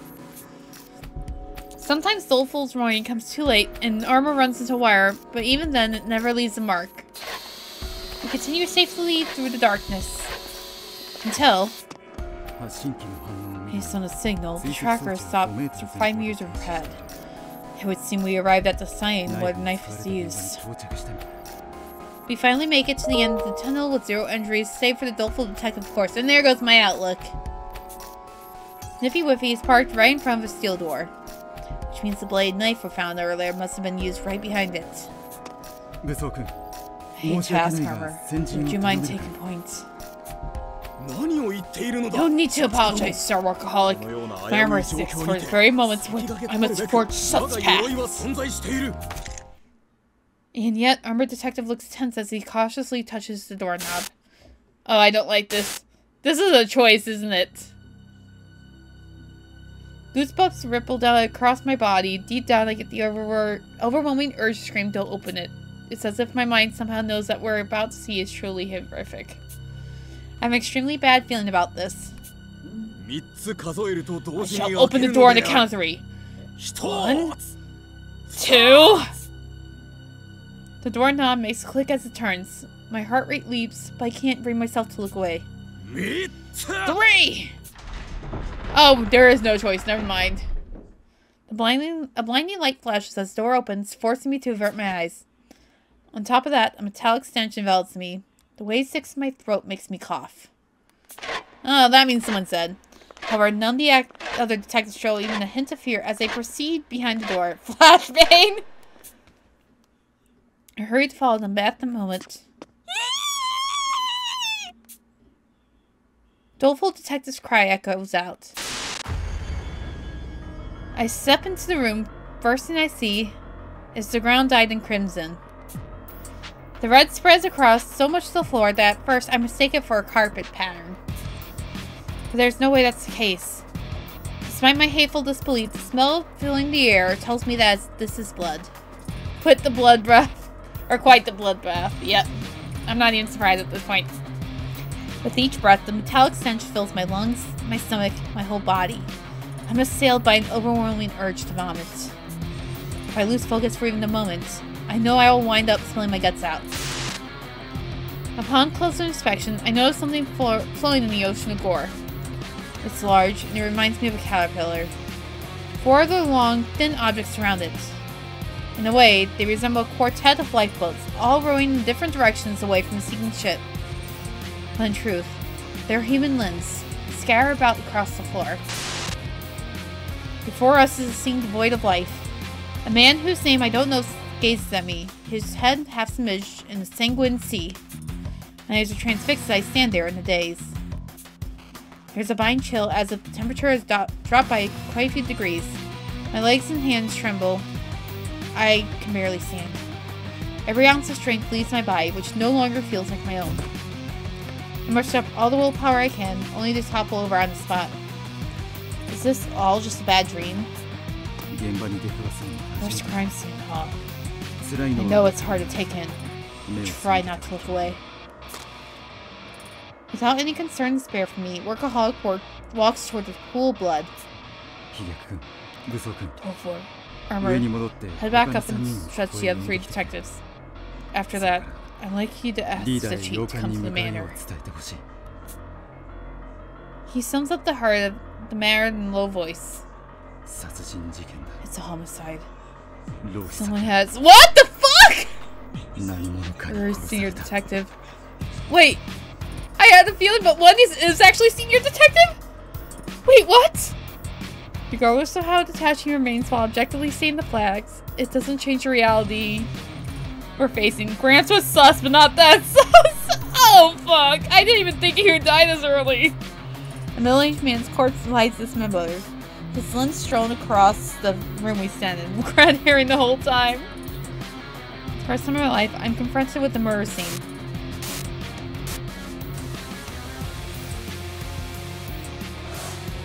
Chapter 1. The Case of the Dismembered Detective. I stand in the corner, my mind completely blank. This is my first time witnessing the murder scene in person. Saika's death is seared in my mind, but this is different. Someone I know lies torn to pieces in the vivid sea of blood, dead. I'm no great detective, and although I try to steel myself, coming face to face with a scene like this has me too weak to stand. Even once I regain my footing, my legs still struggle to remain upright. The metallic stench of fresh blood is one I'll never be able to get used to. I breathe through my mouth as much as possible. If I had the choice, I'd sprint out of this room this very second. Workaholic detective ignores me as he investigates the corpse with meticulous efficiency. He and the victim must have been well acquainted. His pain look when we found the body suggests that his mental burden is far greater than mine. Yet despite that, he's shown no signs of weakness. How much experience solving homicides would it take to become a detective like him? I can't even fathom it the way I am now. The other detectives who had been summoned by Doleful Detective are unable to hide their shock at the sight. What's the big idea here? I thought Pops was supposed to have made it! Did he get off while we were rushing over here? That's like so sad it's not even funny! That doesn't make any sense. He arrived at the manor 20 minutes after Senior Detective's message. For someone to chop up a body to this extent, hide the weapon, and escape in that amount of time, it's scientifically impossible. This level of bloodlust would preclude liver remorse, and remorse hasn't even set in yet. I may be saying the obvious since he called us just prior. The state collocations indicates that he was killed less than half a day ago. Since we established the order of the events, Senior contacted us at 12:40. We then split the teams and head to Gorman Gas and Strokes. Since we arrived right at 1300, we could safely assume the crime occurred in 20 minutes. In the 20 minutes it took to travel from the facility to the manor. Question, teacher! Isn't there a chance that the criminal could have, like, booked it before he left Snarks? Not at all. We headed to Gorman Gas as soon as Senior contacted us. Had the killer tried to escape, we had surely seen him en route. Thus the killer must have been within the manor when we arrived. I can do it for days, but it's still taking 10 minutes to run down the hill to the facility. Your theory checks out. So the key question is this: is the perpetrator still inside? Let's consider the time frame for when they could have made their escape. We found a competent in the entrance hall and spoke for a time. We made our way upstairs 15 minutes later, so around 13:15. After that, thanks to Rowdy and Techie, we've discovered the hidden passageway at 13:34. You can see the entire entrance hall from the corridor before the hidden passage, so escaping undetected would be a challenge. If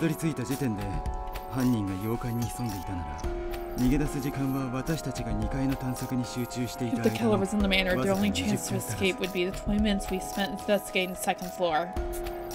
Therefore, it's highly improbable that they are, in fact, still within the manor.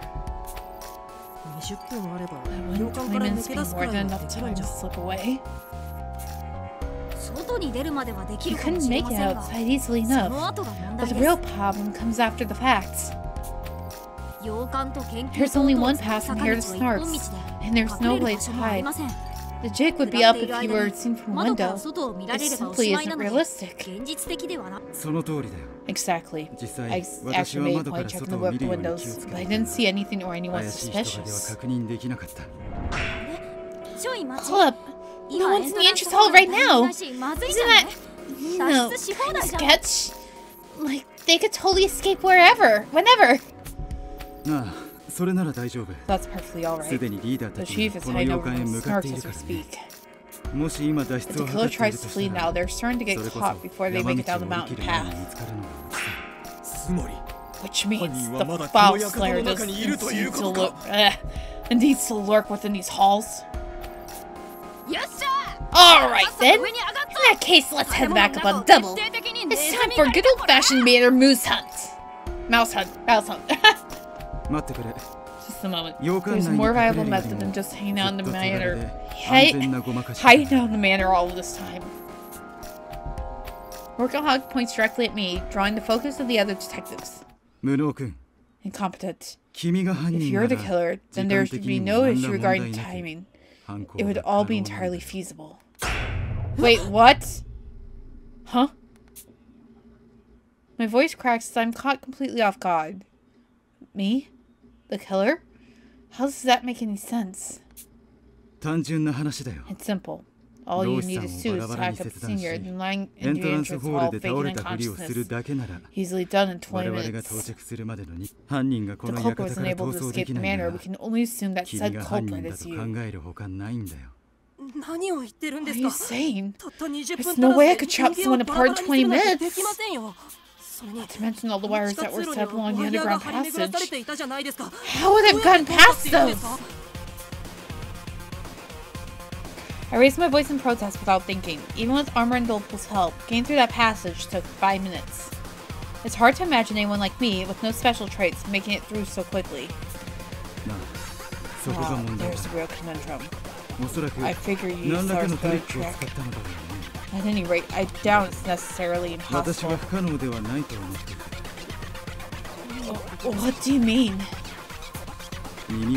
Listen closely. Can you hear the voices above us? He's right. If I strain my ears, I can pick up sounds coming down from the ceiling. Where are they coming from, though? We should be the only people inside the manor right now. In terms of layout, our current location is directly beneath the entrance hall. I presume that what we're hearing is Chief arriving at the manor. As this basement is likely a hiding spot, there may be extra space between the floorboards so that the noise can drift in from above. Now that he mentions it, my own eyes spot the gaps in the ceiling with lights filtering through. As Workaholic Detective said, it must be coming from the entrance hall above us. Regardless, the rooms are vertically joined. One could greatly reduce the time required to move between them by some gimmick. You could say, tamper with the floor of the entrance hall, creating a gap wide enough for a person to slip through the basement ceiling.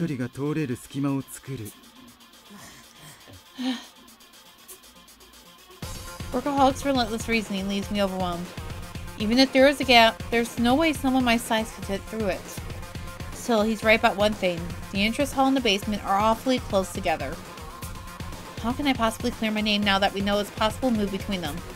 Aren't you jumping to some major conclusions here? It's not like you can prove there isn't a hole connecting the ceiling to the entrance.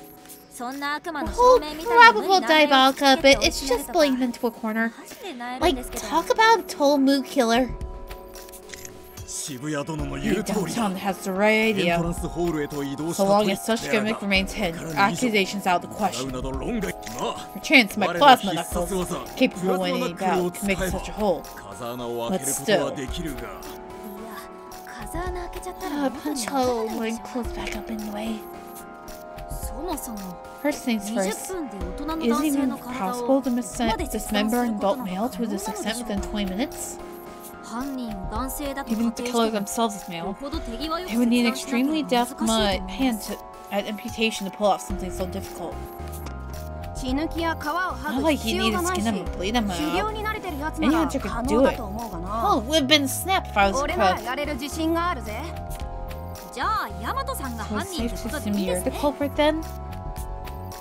I just bet I could, that's all. There'd be no time to deal with that, all that spraying blood anyhow. Actually, I'd say there was. Workaholics probably shares my thoughts on that. She knows as well. It's true. When cuts member a body in a short span of time, they use those wires we encountered. As he speaks, Workaholic holds up a blood-drenched wire. Unpleasant as it is, I'm reminded of how easily Doleful Detective's leg was cut earlier. You mean, someone used this wire on the senior detective? Yes. In fact, it's possible that Senior Detective's already wrapped up in these wires when he got in contact with us. He may have done so under duress, after which the wires were pulled, sliced them into pieces. All that remains then is the culprit to escape. I chanced on one of those wires again when I got... fine. I chanced on one of those wires again when I went to get the others. My foot happened to slip on it since it was coated on blood. Based on the amount of blood, it's clearly not the same wire you first encountered. The killer must have anticipated us getting past the wires in the passage and discarded it on the floor there. Or perhaps, the killer himself set the traps in order to hide the murder weapon. Either way, we have no other recourse but to suspect incompetent for now. Speak up if you have any objections. I didn't do it! I shout on impulse. Regret fills me almost immediately. I'd say the same thing if I was guilty, as would anybody in my shoes. I refuse to believe incompetent did. But that's all the more reason for us to find out what really happened. Great. I don't want to accept that a fellow DA member could do such a thing. As a detective, pursuing the trail of the truth is paramount. Workaholic fixes me with a steely look. Look, I want to speak up, but don't know what else to say. I've reached my limits just processing all these theories. There's no room for me to make my own deductions. Hold up, isn't the idea of a competent being a part too far-fetched? Yes, I mean, we got the wrong guy here. Do you have evidence to support this? I'd like to know why you don't suspect incompetence. Call it a gut feeling. I'm usually down the money with these sort of things. That's downright scientifically impossible. We need to base our investigation on solid proof and logic. Back off, Poindexter. You're looking for a fight. Okay, time out. No more fighting, guys. You're, like, seriously harshing my vibe. But that little punk's the one who... Look, it's not like Techie said he full on suspects and cop in there wherever. Am I right? Precisely. I simply believe it's too early to confirm or deny that hypothesis.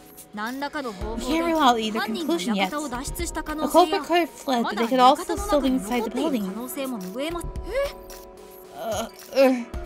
Sorry about that. I might have gotten myself there. Again. Workaholic detective claps his hands, interrupting the discussion. It appears we have a number of opinions. Once the entrance hall to meet the chief. Let's investigate this individually after that. Healthcare Workaholic. We have many detectives assembled here already. Ought we not to join voices and confront this case together? Perhaps, even in a short amount of time, our conflicting opinions have already come to light. Each of us seeks to tackle this case through a starkly different approach. Collaborating in these conditions would only work against us. I concur. I'll proceed my investigation my own way, calmly and scientifically. What's with that glare? You got bone to pick with me or something? I already apologized. At the end of the day, I'm human. I'm going to get where I need to be by following my heart. I don't know, disqualify you from this line of work. Why, Kel? It's all over why a detective forgets what it means to be human. Oh my god, just cool it already! I literally just asked you not to fly off the handle! Downtown detective does her best to intervene as Rowdy shouts at Techie. Dolville stands beside the three of them, flustered and restless as Armor and Workaholic continue their heated debate. It doesn't seem like the investigation is going to start anytime soon. Just like Workaholic detective said, everybody's playing this by their own rules, so no one's taking the lead.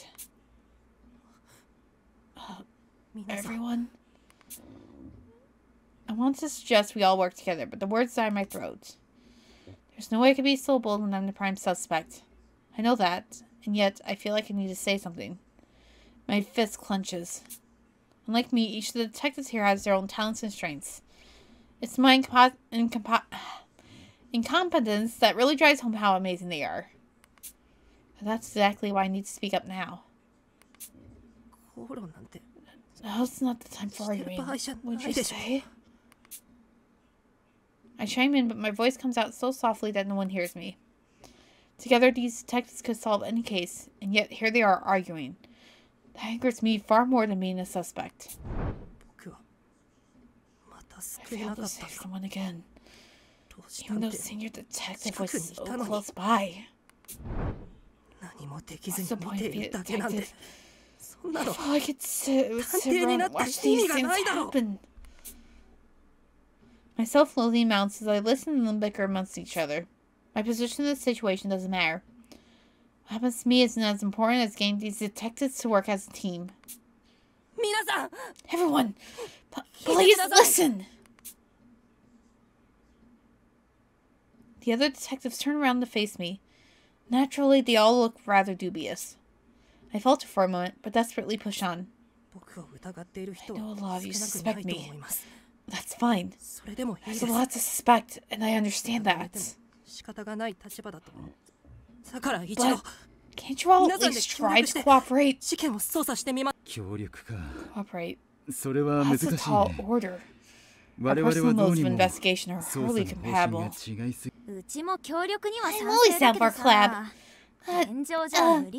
You're kinda asking for the impossible right now. I mean, we couldn't even agree on whether or not you're the prime suspect. That's why I want everyone to agree on what direction to take. What direction to take?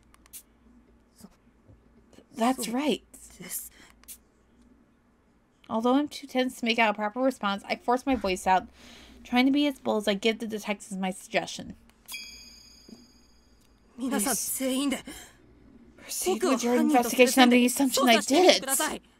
If you start there, you'll be less likely to have any more arguments like this one. Right? Oh. The detectives fall silent.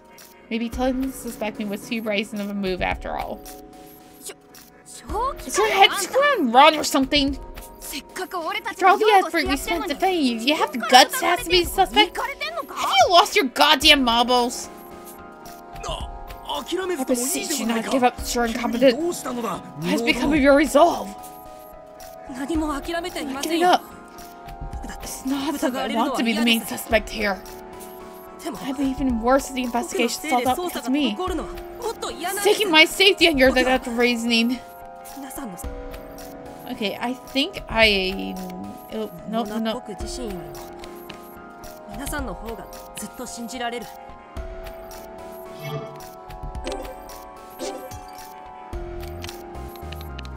Okay. I think I saved correctly?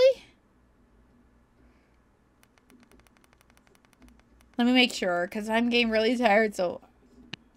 Can I just continue? Oh, awesome! I can continue. Yeah, you are banned, by the way.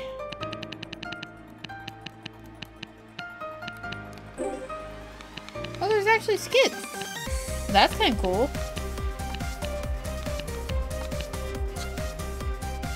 Alright.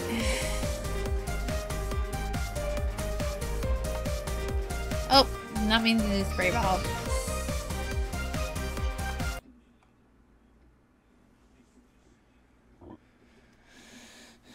I'm like, I want to continue more, but I'm actually really tired for some reason, so I'm going to see who we could pass the raid to. And call it for night. Who's on right now? Let me reset.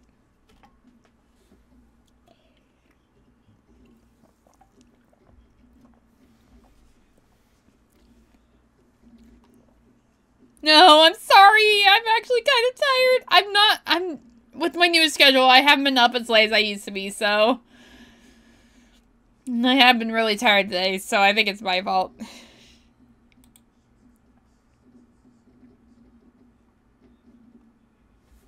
Who else is on? Is Phoenix on, I'm assuming?